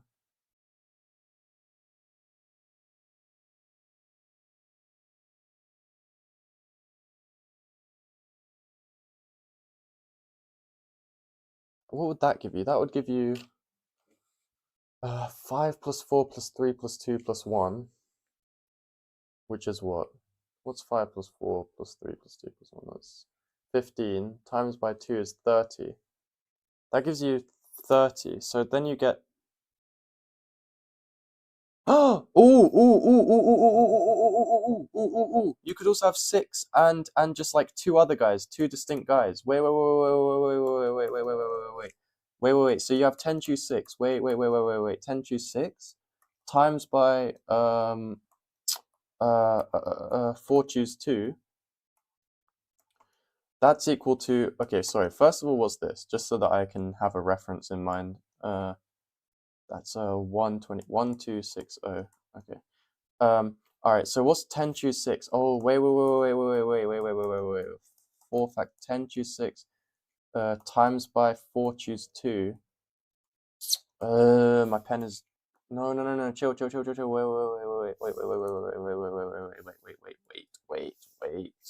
Wait. 10 factorial all over 6 factorial 4 factorial times by 4 factorial over 2 factorial 2 factorial equals... Cancel. 10 factorial over 6 factorial is 10 times 9 times 8 times 7 all over, and then 2 factorial times over 4. Yes! Oh, wait, what? Yes! No, wait, what? Wait, what? No, wait, chill. Oh, we do times it by... Oh, wait, this might actually work. Wait. 10 times 9 times 2 times 7. Yes, wait, this is working. This is what... Oh, wait. Yeah, what's 10 times... 18 times 7. 18 times 7 is flipping... Yeah, this is it. 1260. There's the rest of it. Yes. Okay. Yes. So it's okay. 1260 plus 1260, which is 2520. Okay. There we go. All right, we got... Yeah. So the two possibilities are, you either... Okay, so you got 10 guys immediately. Then the two possibilities are, either you have 5 4, right? You have 5 guys related to each other and then 4 other guys related to each other, or you have 6 guys related to each other and then you have 2 other distinct guys related to each other. So this guy gives you 10 choose 5 times by 5 choose 4 solutions, and this guy gives you 10 choose 6 times by 4 choose 2 solutions, and then you just add it up, and then that actually works. Now, if you want me to prove that these are the only ones, then like I'm not gonna do that. It just doesn't work. Like, you know, just deep it. Like, it just doesn't work otherwise. I'm pretty sure, at least. What was, yeah, well, like, yeah, no, I don't think it works. Um, JEE tougher or STEM? I assume you mean step, in which case probably step. But this question was actually difficult. This question was like the first one where I was like, okay, like this isn't just like I've forgotten how to do this. This is like this is actually kind of difficult. And that's a mad question. Um, but okay, all right. Let's move forward. Okay. All right. Consider the function defined by this. Okay. What the greatest integer less than or equal. Okay.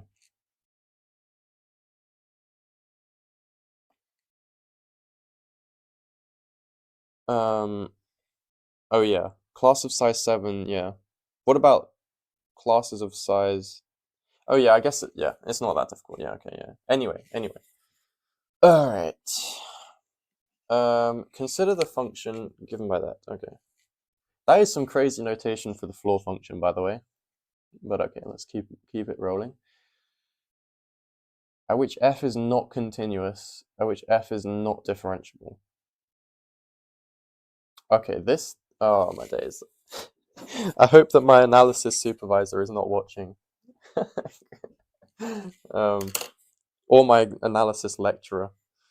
I hope neither of them are watching.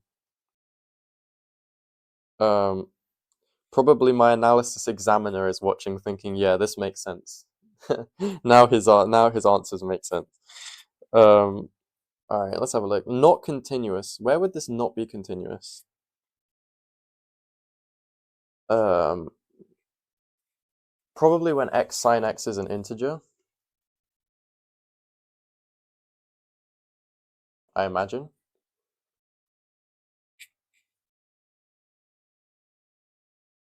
Right. Yeah, because then you no. Yes. No. Yes. Yeah. Yeah, okay, it's not okay, so it's definitely not continuous at x equals 0. Let's just get that out of the way. It's not continuous at 1, I don't think, because of the oh no, sorry, it would be continuous. It's not differentiable at 1 though, I don't think. Or 0. And then we need the bits where x sine x causes it to jump. So when is x sine x an integer? What the freak? What the hell? Alright, let's have a look. X sine x integer. Well, since actually we can narrow this down quite a lot. Because since we're only from minus pi over 2 to pi over 2, the only integers we can be are minus 1 and 1, or 0.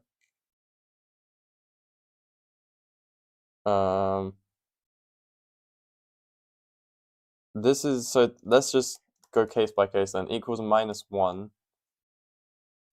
How, wait, how do you solve this? What? How do you solve this?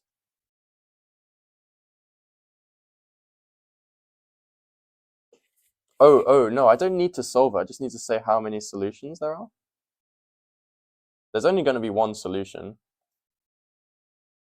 I assume the solution exists. Yeah, I guess by like mean intermediate value theorem, the solution exists.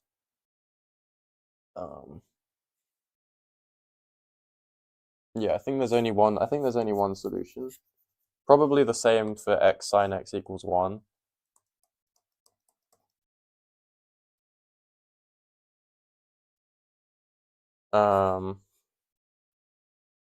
X sine x equals 0 is okay. So x sine x equals 0 is obviously x equals 0. Okay, so that's that guy. That guy gives me 3 points of non-continuity. And then this guy doesn't give me any non-continuity. So there's 3 points at which it's not continuous. And then where's it not differentiable? Well, there's those 3 points, and then also 0 and 1. So just 1. So 4? No, sorry, so 7? Alpha plus beta equals 7, is that right? Please tell me that's right. Please tell me that's right.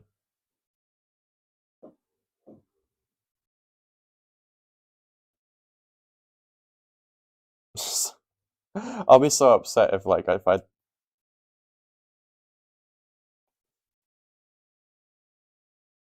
Oh. Oh yeah, it's not gonna jump. Oh yeah. Okay, fine. Okay, fine. So 6 then. 6.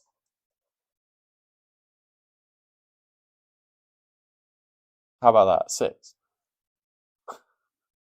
Wait, is it differentiable at 0? There's no way it's 5. 5, 5, 5, 5, 5.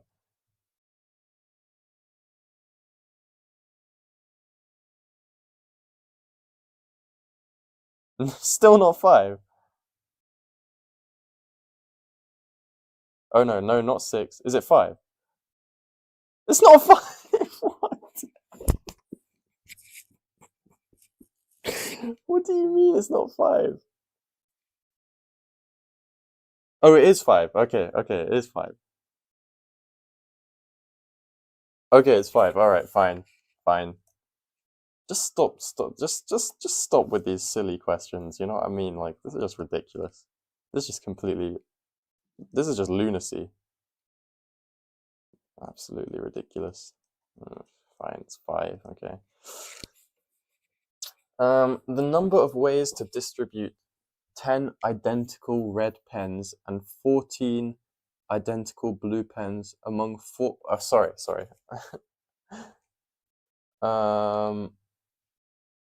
10 identical red pens and 14 identical blue pens among 4 persons... Sorry, I need to read this again. Okay, let me look in. The number of ways to distribute 10 identical red pens and 14 identical blue pens among 4 persons such that each person gets 6 pens is... Why have they told me that there's 10 red pens and 14 blue pens?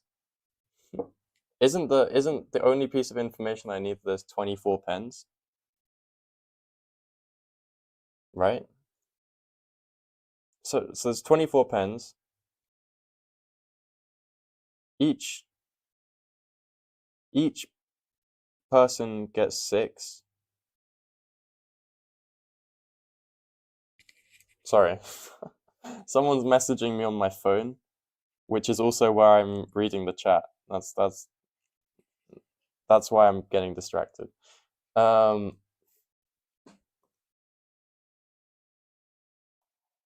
right, so there's 24 pens. 4 guys.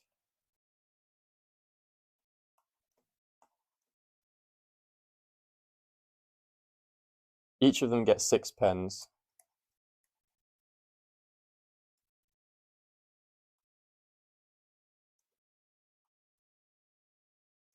Each of them gets 6 pens. Okay.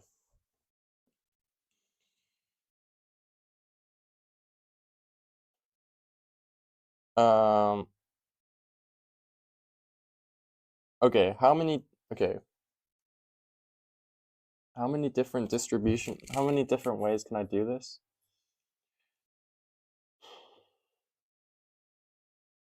I don't even... How many ways can I do this? Oh, is it just 24 choose 6 times by 18 choose 6 times by 12 choose 6? Is it that?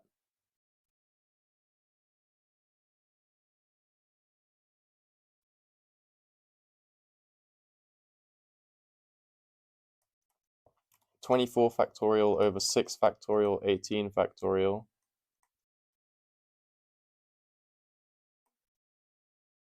times by 18 factorial over 6 factorial 12 factorial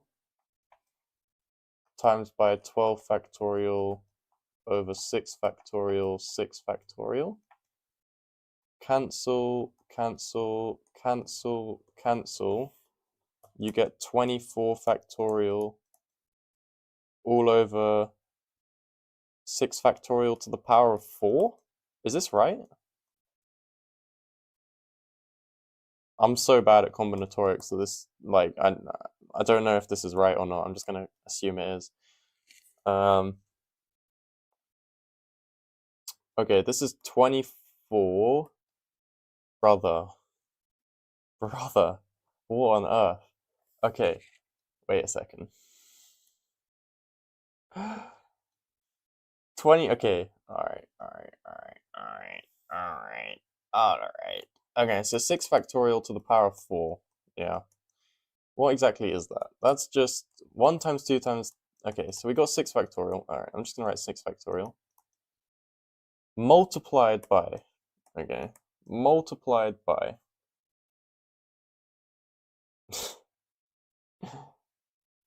something. Okay, let me have a look. Okay. Do I really have to compute 24 times 23 times 22 times blah blah blah up until 7 divided by 6 factorial cubed? Are we serious?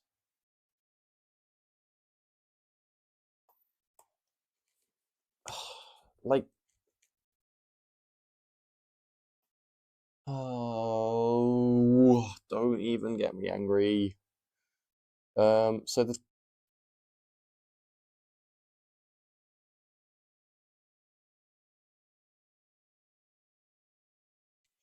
answer's a 3-digit number. I don't think you'll get the right answer with this. It's a 3-digit. I mean, this could give me a 3-digit number. No? Maybe not. Maybe not. Maybe that's just delusional. No, this probably won't give you a 3-digit number, will it?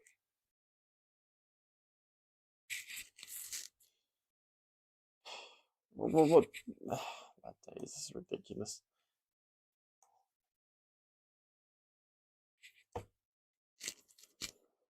Why is it not this? Why is it not that?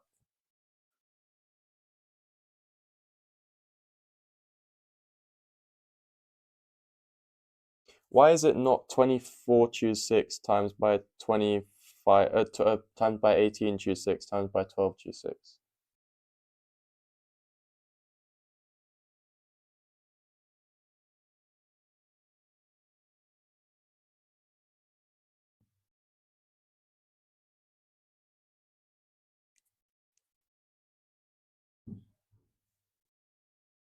Like, is it not just I give 6 pens to the first guy, and then I have 18 pens left, and I give 6 of them to the second guy, and then I have 12 pens left, and I give 6 of them to the third guy, and then I just have 6 pens left.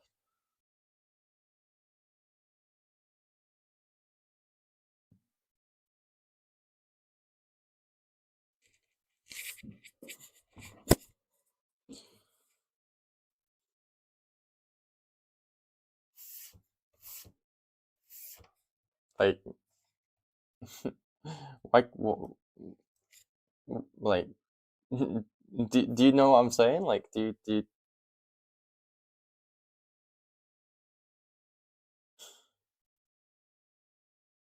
how is that not right?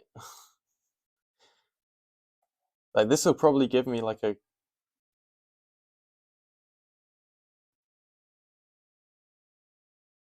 They're all identical pens. Why does that... Wait, what? Wait, what?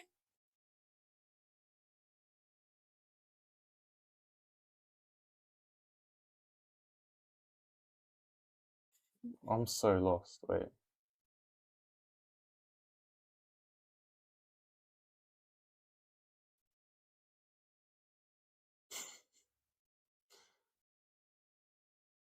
I'm actually so lost.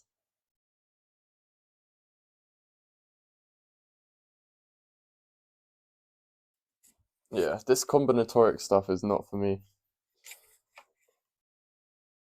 I have 10...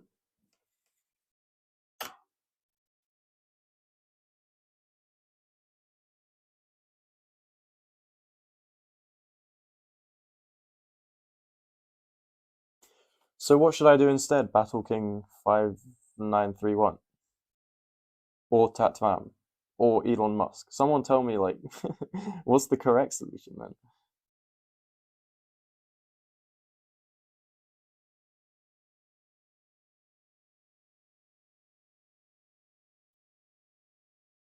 I mean, I want to try it. I want to try it. I mean, this is a. I mean, I'm not here to like get full marks or anything. I just want to try.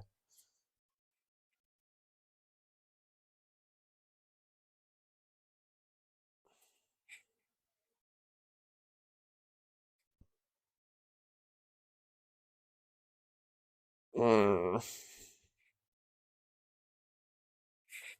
okay, whatever. Fine. Wait, Tatvam, do you actually know how to do this, or do you just know that I have the wrong answer?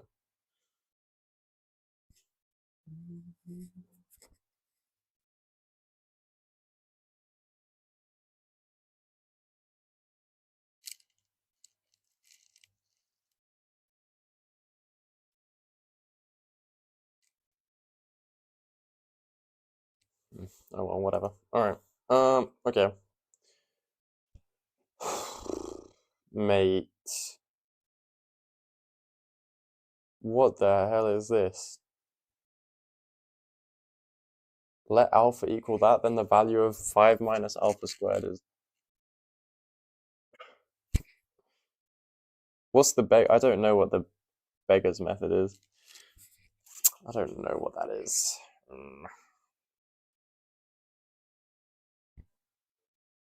Um, what the hell is going on in question 12, by the way, guys?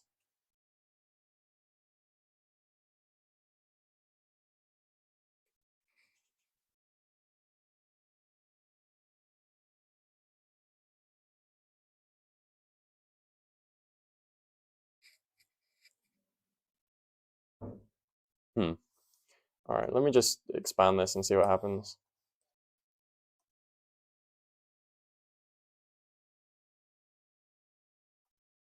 One minus two.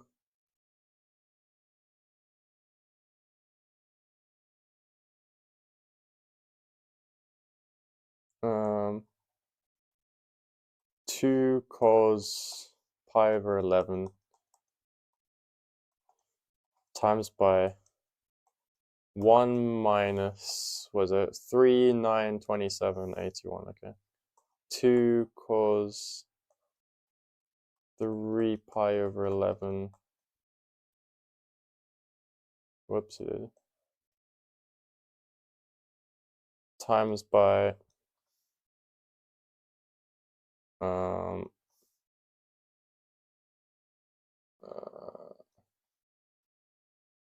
1 minus 2 cos of what? Of 9 pi over 11.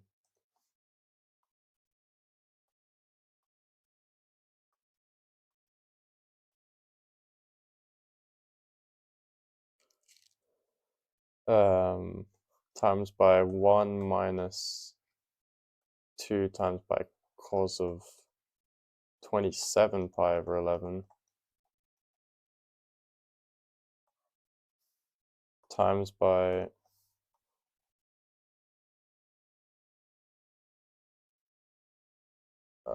1 minus 2 cos 81 pi over 11.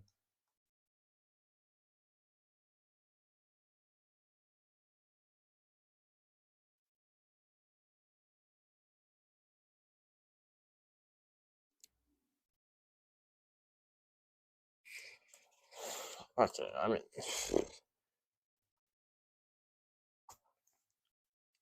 what? Uh,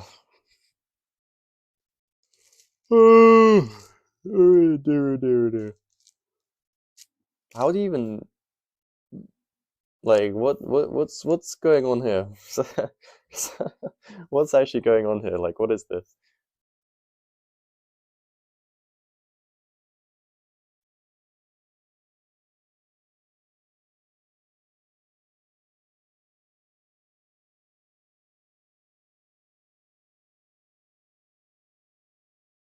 Um, like, where do I even start? What trig identity will even help me out here?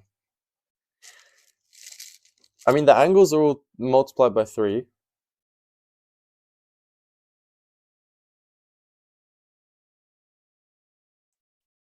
Is there some formula for cos of 3? No, but even that won't really help me out. Like, what? What is this? What is this? Oh, zero idea. I'm tired now. Oh my days. It's the JEE. It's taken it out of me. Okay, but like, what are you meant to do here? Can someone just like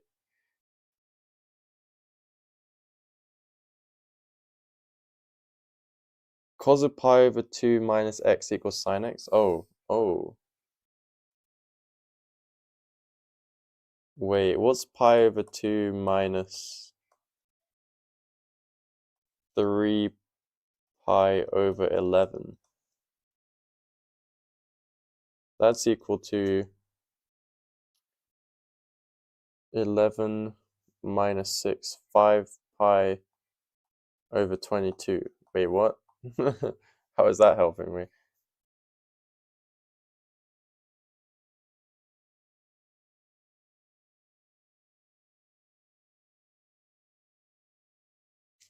Pi over 2 minus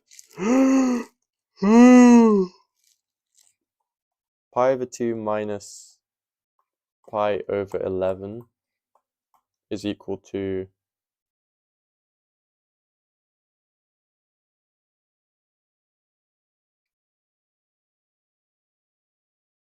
cos pi minus x equals x. So cos x minus cos x. Okay.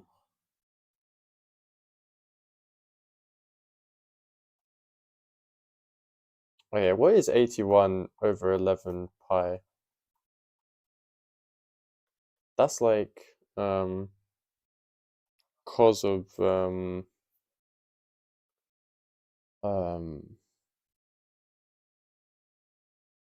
minus 7 over 11 pi, which is equal to cos of 7 pi over 11.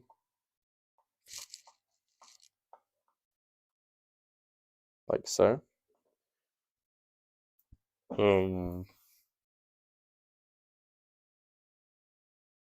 Okay. What about cos of 27 pi over 11? That's just cos of 27 pi over 11 is equal to cos of 5 pi over 11. Okay, that's a little bit suspicious, to be fair. So this is, so it's all the odd angle.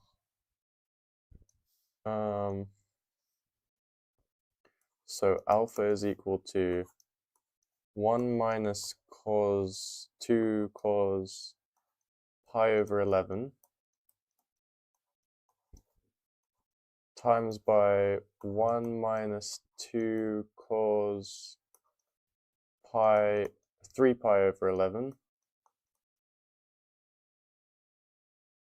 times by 1 minus 2 cos 5 pi over 11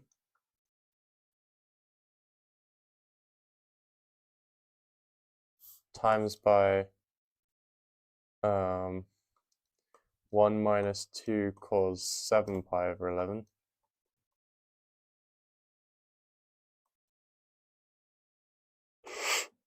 times by 1 minus 2 cos 9 pi over 11. Okay.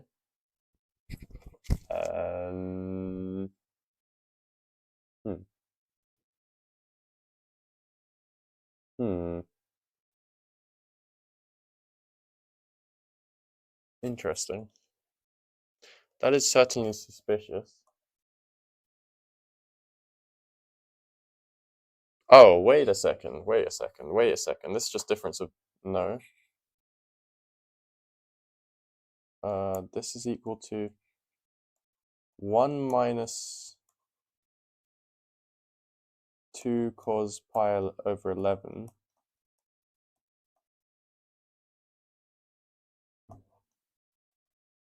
times by 1 minus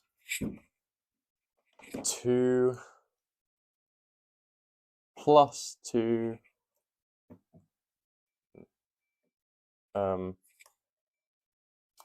cos of 2 pi over 11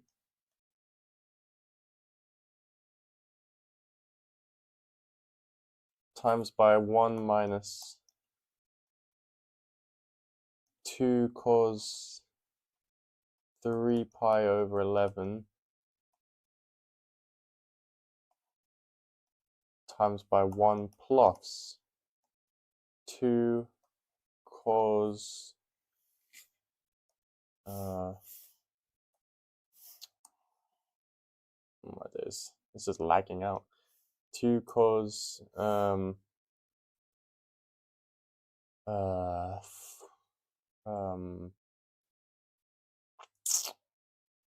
6 pi over 11, is it?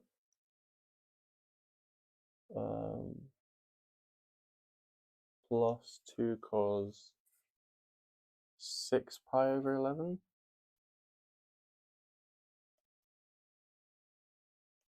Yeah, okay. Times by 1 minus 2 cos 7 pi over 11.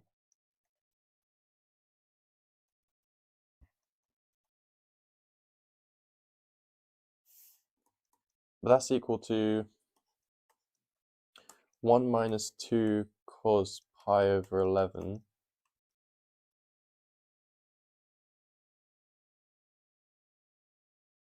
times by 1 plus, and then what's cos 2 theta? Cos 2 theta is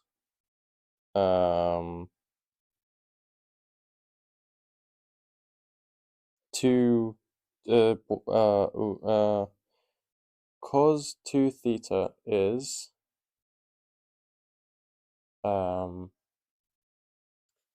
2 cos squared theta minus 1, I think. So plus, oh, sorry, so then we just times by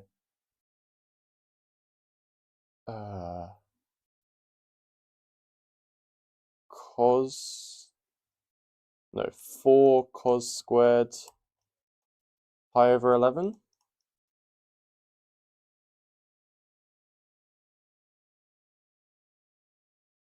Oh no, sorry.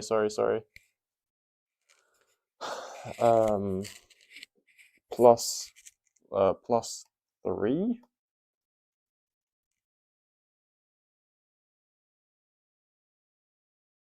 I mean, like, okay. So you'll get some like cos cubed terms and stuff, but like, what?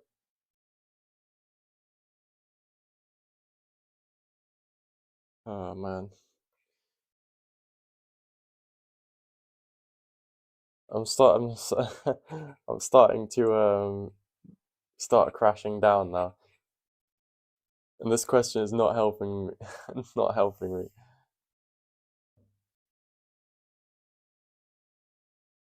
Like, okay, say you do this over here as well, like what?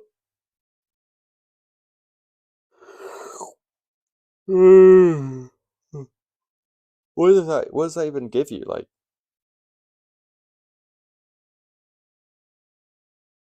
yeah, okay. What? I'd like to see you attempt. Okay, fine. I'll go to calculus. Let's have a look.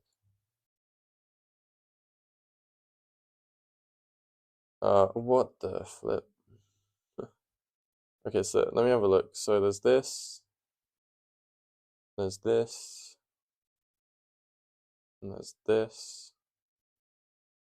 there's this. Okay. All right. Match the entry in, so okay.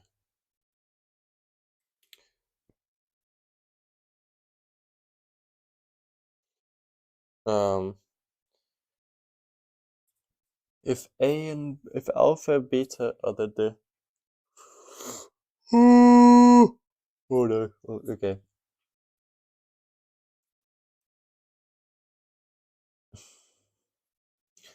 Are the distinct roots of the equation x squared plus x plus 1 equals 0, then the quadratic equation with root that is, I don't remember. There's a formula for this, but I just can't remember it. Like, it's like a product of roots formula or something.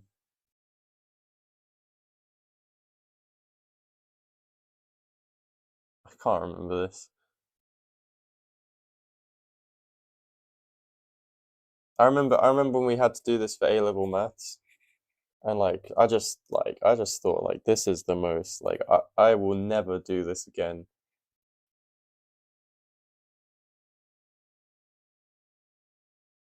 Sum of roots equals minus b over a, and the product is c over a. Okay. Alright, okay. So, alright, alpha plus beta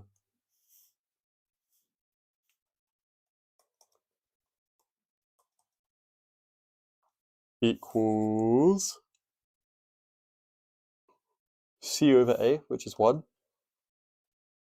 and alpha beta is equal to minus b over a, so minus 1.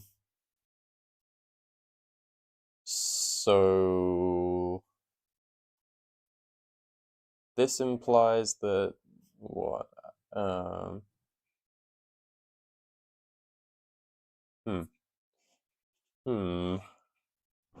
Okay, well this implies that 1 over alpha beta is equal to minus 1. And this implies the beta is equal to 1 minus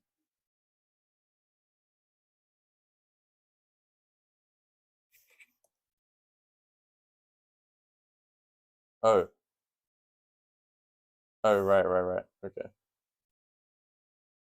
Wait, what? How is it the opposite? You just said b of minus b over a and c over. Oh yeah. Yeah, you're right. Yeah. You are right. Okay, so okay, fine. So then, alpha plus 1 equals beta.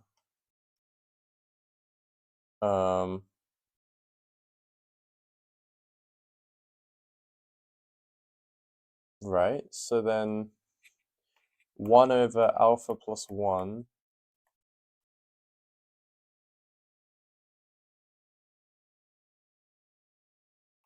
to the 2026 is equal to 1 over beta to the 2026.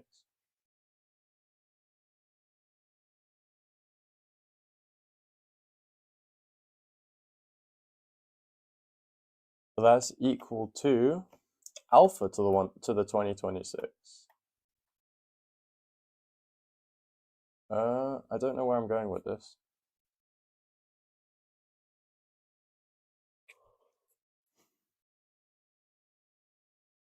What was the question again? Oh, these are the roots. Alpha to the 2026 is a root, and beta to the 2026 is a root. So then what did you say? Sum of roots is minus b over a. So then we get alpha to the 2026 plus beta to the 2026. And we have, whoopsie daisy. And we have alpha beta to the 2026. Okay, alpha beta to the 2026 is, that's clearly going to be 1, right? That's 1. The question is, what's this? Hmm.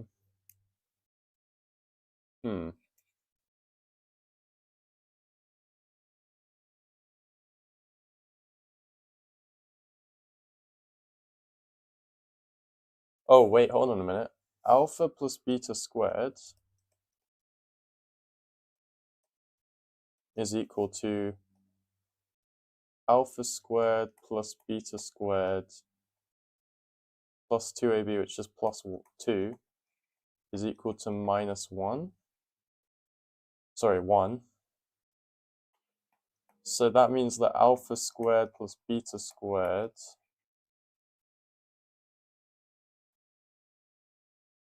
is equal to minus 1,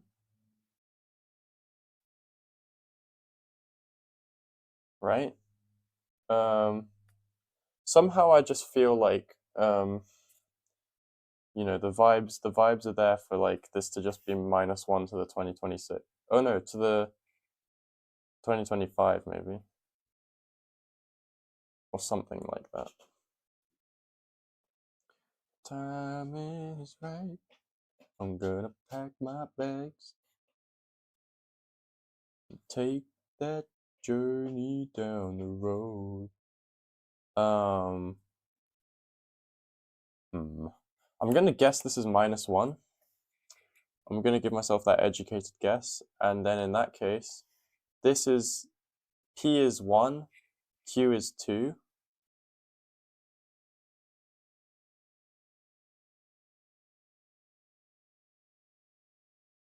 Is that an option so far? P is 1, Q is 2.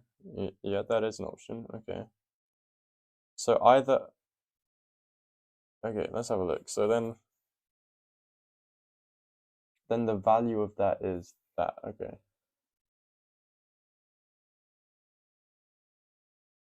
Oh wait, sorry. Q could have been what is Q? If the sum of the roots is 1, then it could be, then B is minus 1, is what I'm saying? Yeah, so 2. Yeah. Okay. All right. If gamma and delta are the distinct roots of the equation, then the value of that is okay. Okay, let's have a look. So we have the answer is C. Okay, let me see if that agrees with me so far.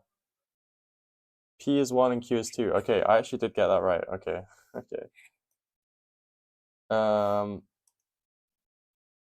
Okay, let's have a look then. What's happening now? So gamma and delta are the distinct roots, so then sum of roots, so gamma plus delta equals 1, and gamma delta equals to minus, sorry, no, gamma delta equals A over C, so 1. So this implies that gamma is equal to 1 minus delta, right? Yeah, 1 minus delta. So gamma to the 2026 is equal to delta to the, sorry, delta minus 1 to the 2026.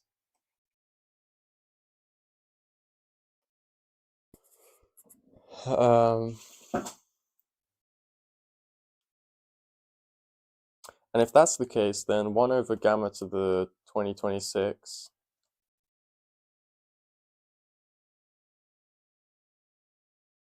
is equal to 1 over delta minus 1 to the 2026.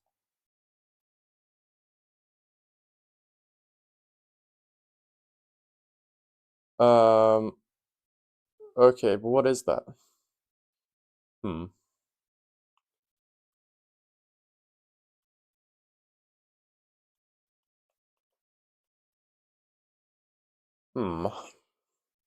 You can observe that they have the roots w and w squared. Interesting. But this one is a different equation anyway.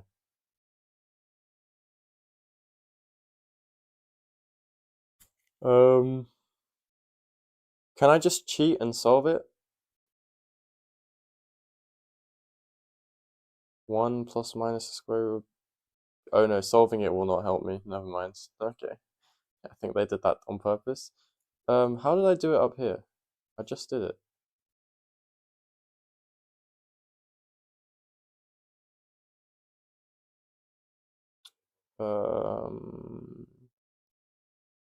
Oh, but this is just, wait a second. 1 over gamma to the 2026 is just delta to the 2026. So delta to the 2026 is equal to 1 over delta minus 1 to the 2026.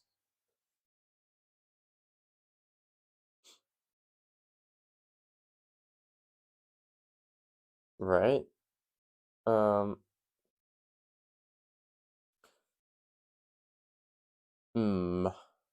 But then we have what? Delta, gamma plus delta, so gamma squared plus delta squared plus 2 is equal to 1.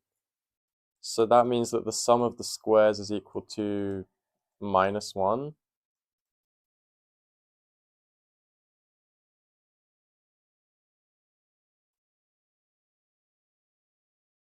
So if the sum of the squares is minus 1, then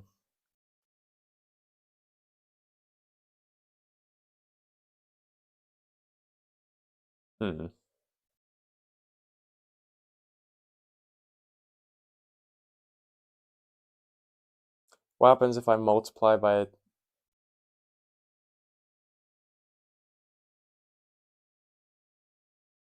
but if I multiply by gamma plus delta again, I should get minus 1.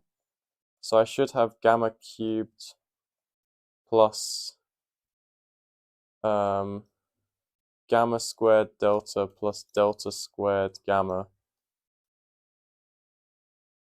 plus delta cubed is equal to minus 1. So then let's have a look at the middle term. You can take a gamma delta out. Oh, right, gamma delta and, yep, okay. So that's just 1. So you get that gamma cubed plus delta cubed is equal to minus 2. Okay. I gotta go now. See you. Have a good day. See ya. Have a good day too. Battle King 5931. Okay, wait, why am I doing this though? I can't remember why I'm even doing this. I can't remember why I'm doing this. I'm trying to find delta to the, oh, no, but I'm just gonna,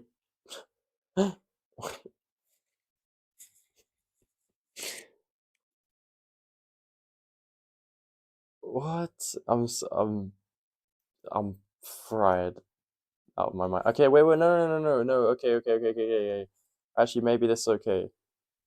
So, is it the case that gamma to the n plus delta to the n is equal to minus 2025? Sorry, not minus, minus n plus 1. Sorry, as in minus n, yeah, plus 1. Because if that's the case, then you get the gamma to the 2026 plus delta. Oh, you got an exam? Oh, good luck. All right, I'll see you around, K-Star. Good luck. Plus delta to the 2026 is equal to minus 2025.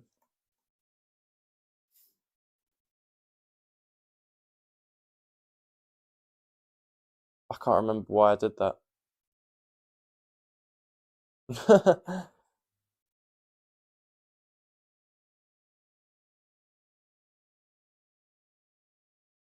Okay, so then 1 over delta to the 2026 plus delta to the 2026. Multiply out and get a quadratic? Is this what we're doing right now? Delta to the 2020 to the 2020. I'm just going to call it 2026 squared. Plus. Oh, sorry. Yeah, no. Yeah. Plus 2025 delta to the 2026 plus 1 equals 0. So then delta to the 2026 is equal to minus 2025 plus minus the square root of this thing squared minus 4. Somehow I have a feeling that is not the right answer. All over 2. Yeah, no, I don't think that's right. Okay, what's even gone wrong here? Like, oh, I have to add it? Okay, wait, maybe I need to clear this exam next year. Any tips? I say honestly, I think if you just practice this exam, you do loads of past papers and you learn the syllabus, like you'll be fine. And make sure that your practice is timed because it seems like the timing is intense. But like from what I see, there's nothing. Okay, there was that one question with the equivalence relations that was genuinely difficult. But from what I can tell, there's nothing that's like extremely crazy on this paper. You just need to be really, really quick and really efficient. So I'd say practice as many problems as you can. That'd be my advice. Um, okay, I mean, I have no idea. I'm at this point, like, okay, I'm just gonna pick one more question to do, and then I'm going. Um, the number of elements in the set is okay. That seems kind of long. Let me have a look. Which one? Consider the matrix. Suppose that. Ugh. Ugh.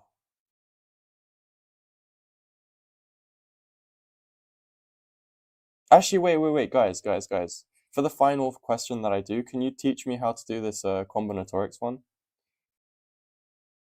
Can you teach me yeah, that can be my final question. I can learn from the chat. How do you do question 11? I don't care about question 12. Question 12 is genuinely like ridiculous. How do you do question 11 though? Someone says something about the beggar method, but I've never heard of the beggar method. Music speaks louder than words. It's the only one that the whole world listens to. So someone was talking about the beggar method. Alright, solution in Discord, check general. Alright, let's have a look. Join the join the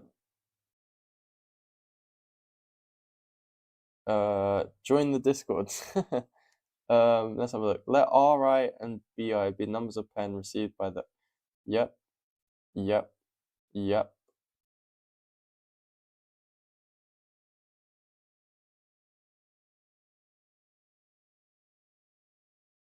Wait. Ri plus Bi equals 6. Agreed. R1 plus R2 plus R3 plus R4 equals 10. Agreed. Bi is equal to 6 minus Ri. Agreed. Yes, that is, yeah. I'm with you so far. Ri is greater, implies, yeah. We have to find the possible cases of R1 plus R2 plus R3 plus R4 equals 10, where Ri is between 0 and 6. So the answer, okay. Let me write that out. Okay. So we need R1 plus R2 plus R3 plus R4 equal to 10. Oh, sorry. One sec.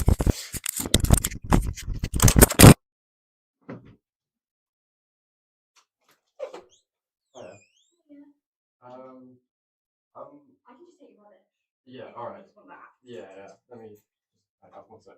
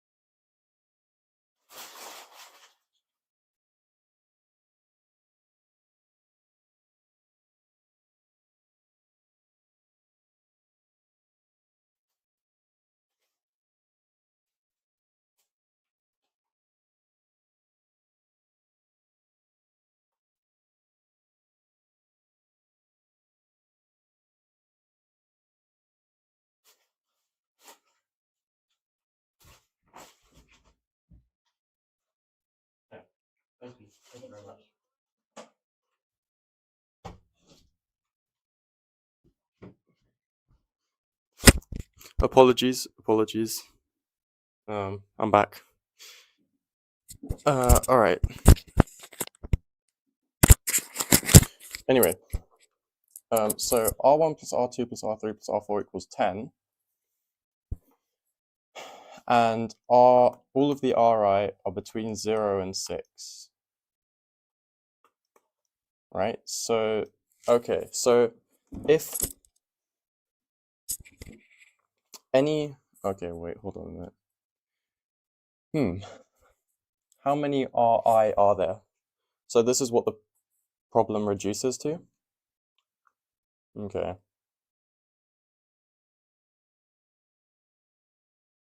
Well, I guess we can pick any R1, R2, R3, and then R4 is uniquely determined by that. So, so we need these guys to be less than but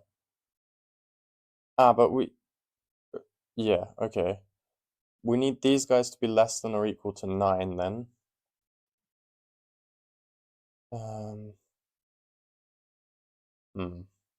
Is there a good way to do this?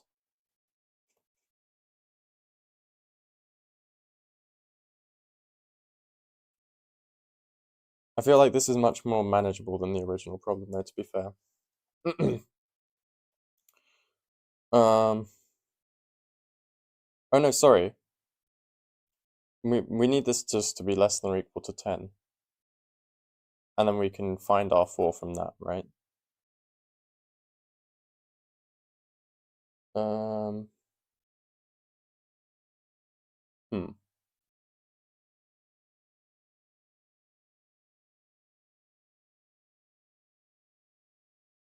Hmm. So what's going on here then?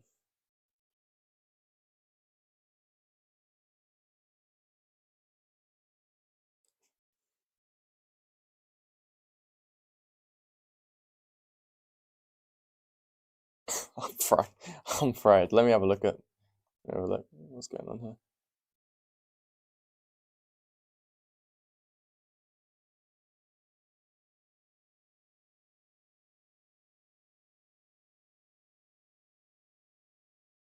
What?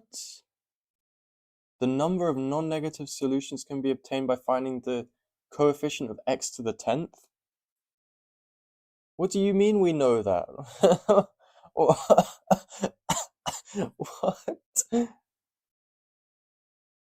What? We know that? Do we know that? Do we know that?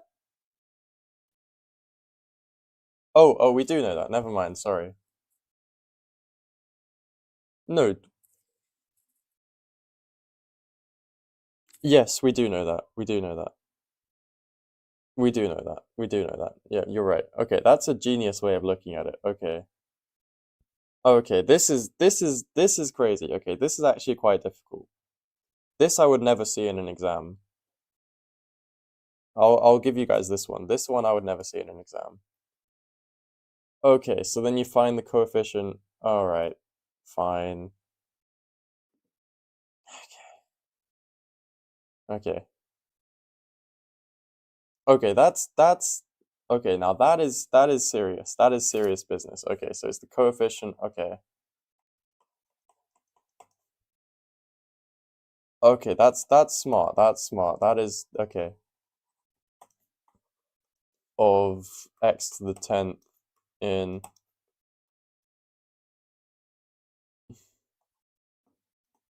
1 plus da da da da da plus x to the 6th all to the power of 4. Okay, fine. That's okay, that's clever. That's clever. Okay. And then that just gives you whatever it is. 206. Okay. Okay. That's that you know what, I think I don't know. I feel like the JE Advanced is not too bad in terms of like the content. It seems okay-ish. But then again, I don't know how long you guys have for each question, so that's also something that needs to be taken into account. But yeah, I definitely feel like, anyone who anyone who really puts in a lot of effort into learning all of the tricks, um, like this beggar method, like, you know, everyone who like learns all these different like formulas and whatever that you need to know, and then just does a bunch of problems, should do well. I think should do well. At least in the math section. I don't know anything about physics and chemistry. I mean, I'm not even going to bother looking at the physics and chemistry parts of this paper, but definitely it's difficult, but difficult in a different way. I think it's the main difficulty of this paper is the fact that it's so fast. Like you have to really be quick at seeing tricks. And yeah, the best way to become quick at seeing tricks is to see as many tricks as possible in as many different contexts as possible. So I would say like the UK equivalent to this exam is not the STEP. It's not actually STEP. STEP is completely different. STEP is the questions themselves are very difficult, but you get quite a lot of time per question because they're way more difficult than these questions. The more similar exam in the UK is actually the TMUA, which is a multiple choice exam, which is like rapid fire and stuff, sort of like this. So this is definitely difficult because of the time management element. But I think the actual questions themselves, when you break them down, mostly are not too bad. But doing all of them in quick succession, that's difficult. So yeah, okay, I'll give the JEE out of 10, where 10 out of 10 is like I would fail this exam. I'd give this like a 5 or a 6 maybe out of 10. Um, definitely difficult though. Definitely difficult. So yeah, fair enough. Okay. Um, but thank you to everyone for tuning in. If there's any other exams that you really, really want me to do, then make sure to comment on the video, and I'll I'll fit. I don't plan on becoming a maths exam live stream or anything, but I wouldn't mind doing the occasional exam if anyone really wants it. Um, yeah, but definitely I plan on just doing um, just general maths content and streams and stuff. Um, but yeah, okay. Apparently this was hard. This was easier than most years. Okay, noted. Yeah, there's a paper two. I don't know if I can be bothered to do the paper two. Maybe I will, but I don't know. Is it different at all as in like, is there a difference in like the types of questions that they ask or something in paper two, or is it just more of this type of thing? Um, but yeah, I mean, this is difficult though. This is difficult. But yeah, as I say, I don't really plan on becoming like a, a maths examination channel or anything. But yeah, I plan on just doing um lots of maths live streams where I just go through whatever concept I really want. I feel like talking about live on stream, and we just review the literature together or whatever on the subject, or we yeah, or something like that. So definitely, if you guys are interested in maths, feel free to stick around. If there's an exam you really, really, really want me to do, feel free to let me know. Um, but yeah, those are my sort of thoughts on JEE. It's a difficult, very difficult exam because of the time element.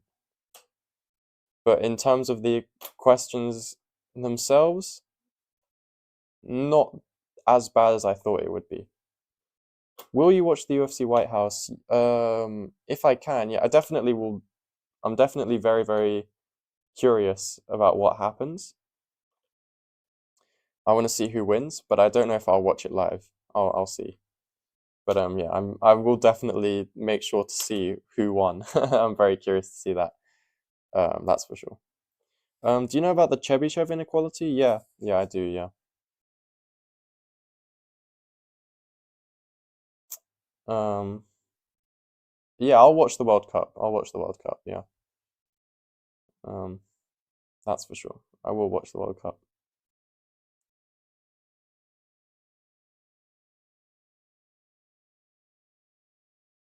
I like cricket. Fair enough. I've never been a fan of cricket, to be honest. But oh well. It actually starts today. Yeah, I think you're. Oops, I think you're right. Yeah, it does start today. I'm pretty sure. Because I remember it was like the day after my exams finished, the World Cup starts. Actually, let me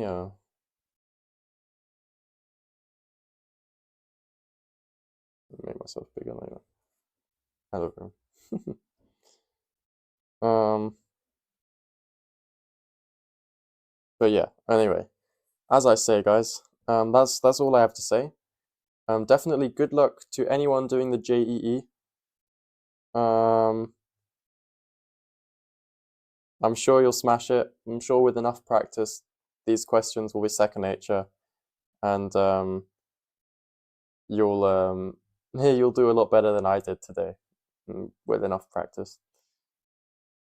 Controversy where interesting. Um, anyway, all right.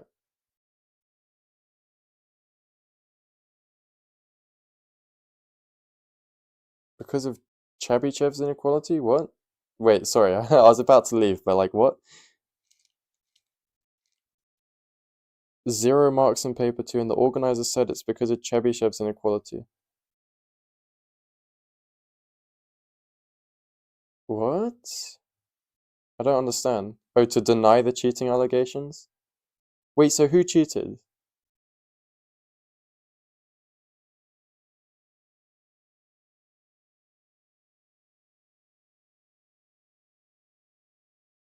I'm confused now.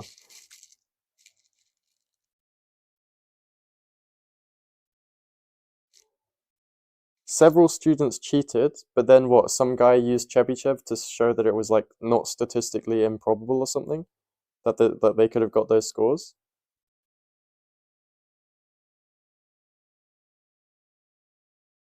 That's hilarious if that's what happened.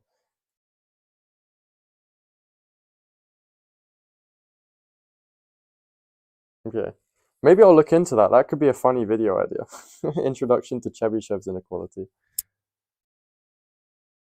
Or maybe someone's already made a video about that. Who knows? Okay, I see, I see. So people were okay. So people cheated in paper one, basically. That's funny.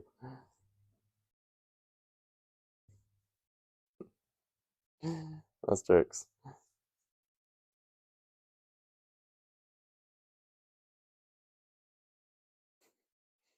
Okay, I see, I see. Okay, I understand. Yeah, yeah, okay.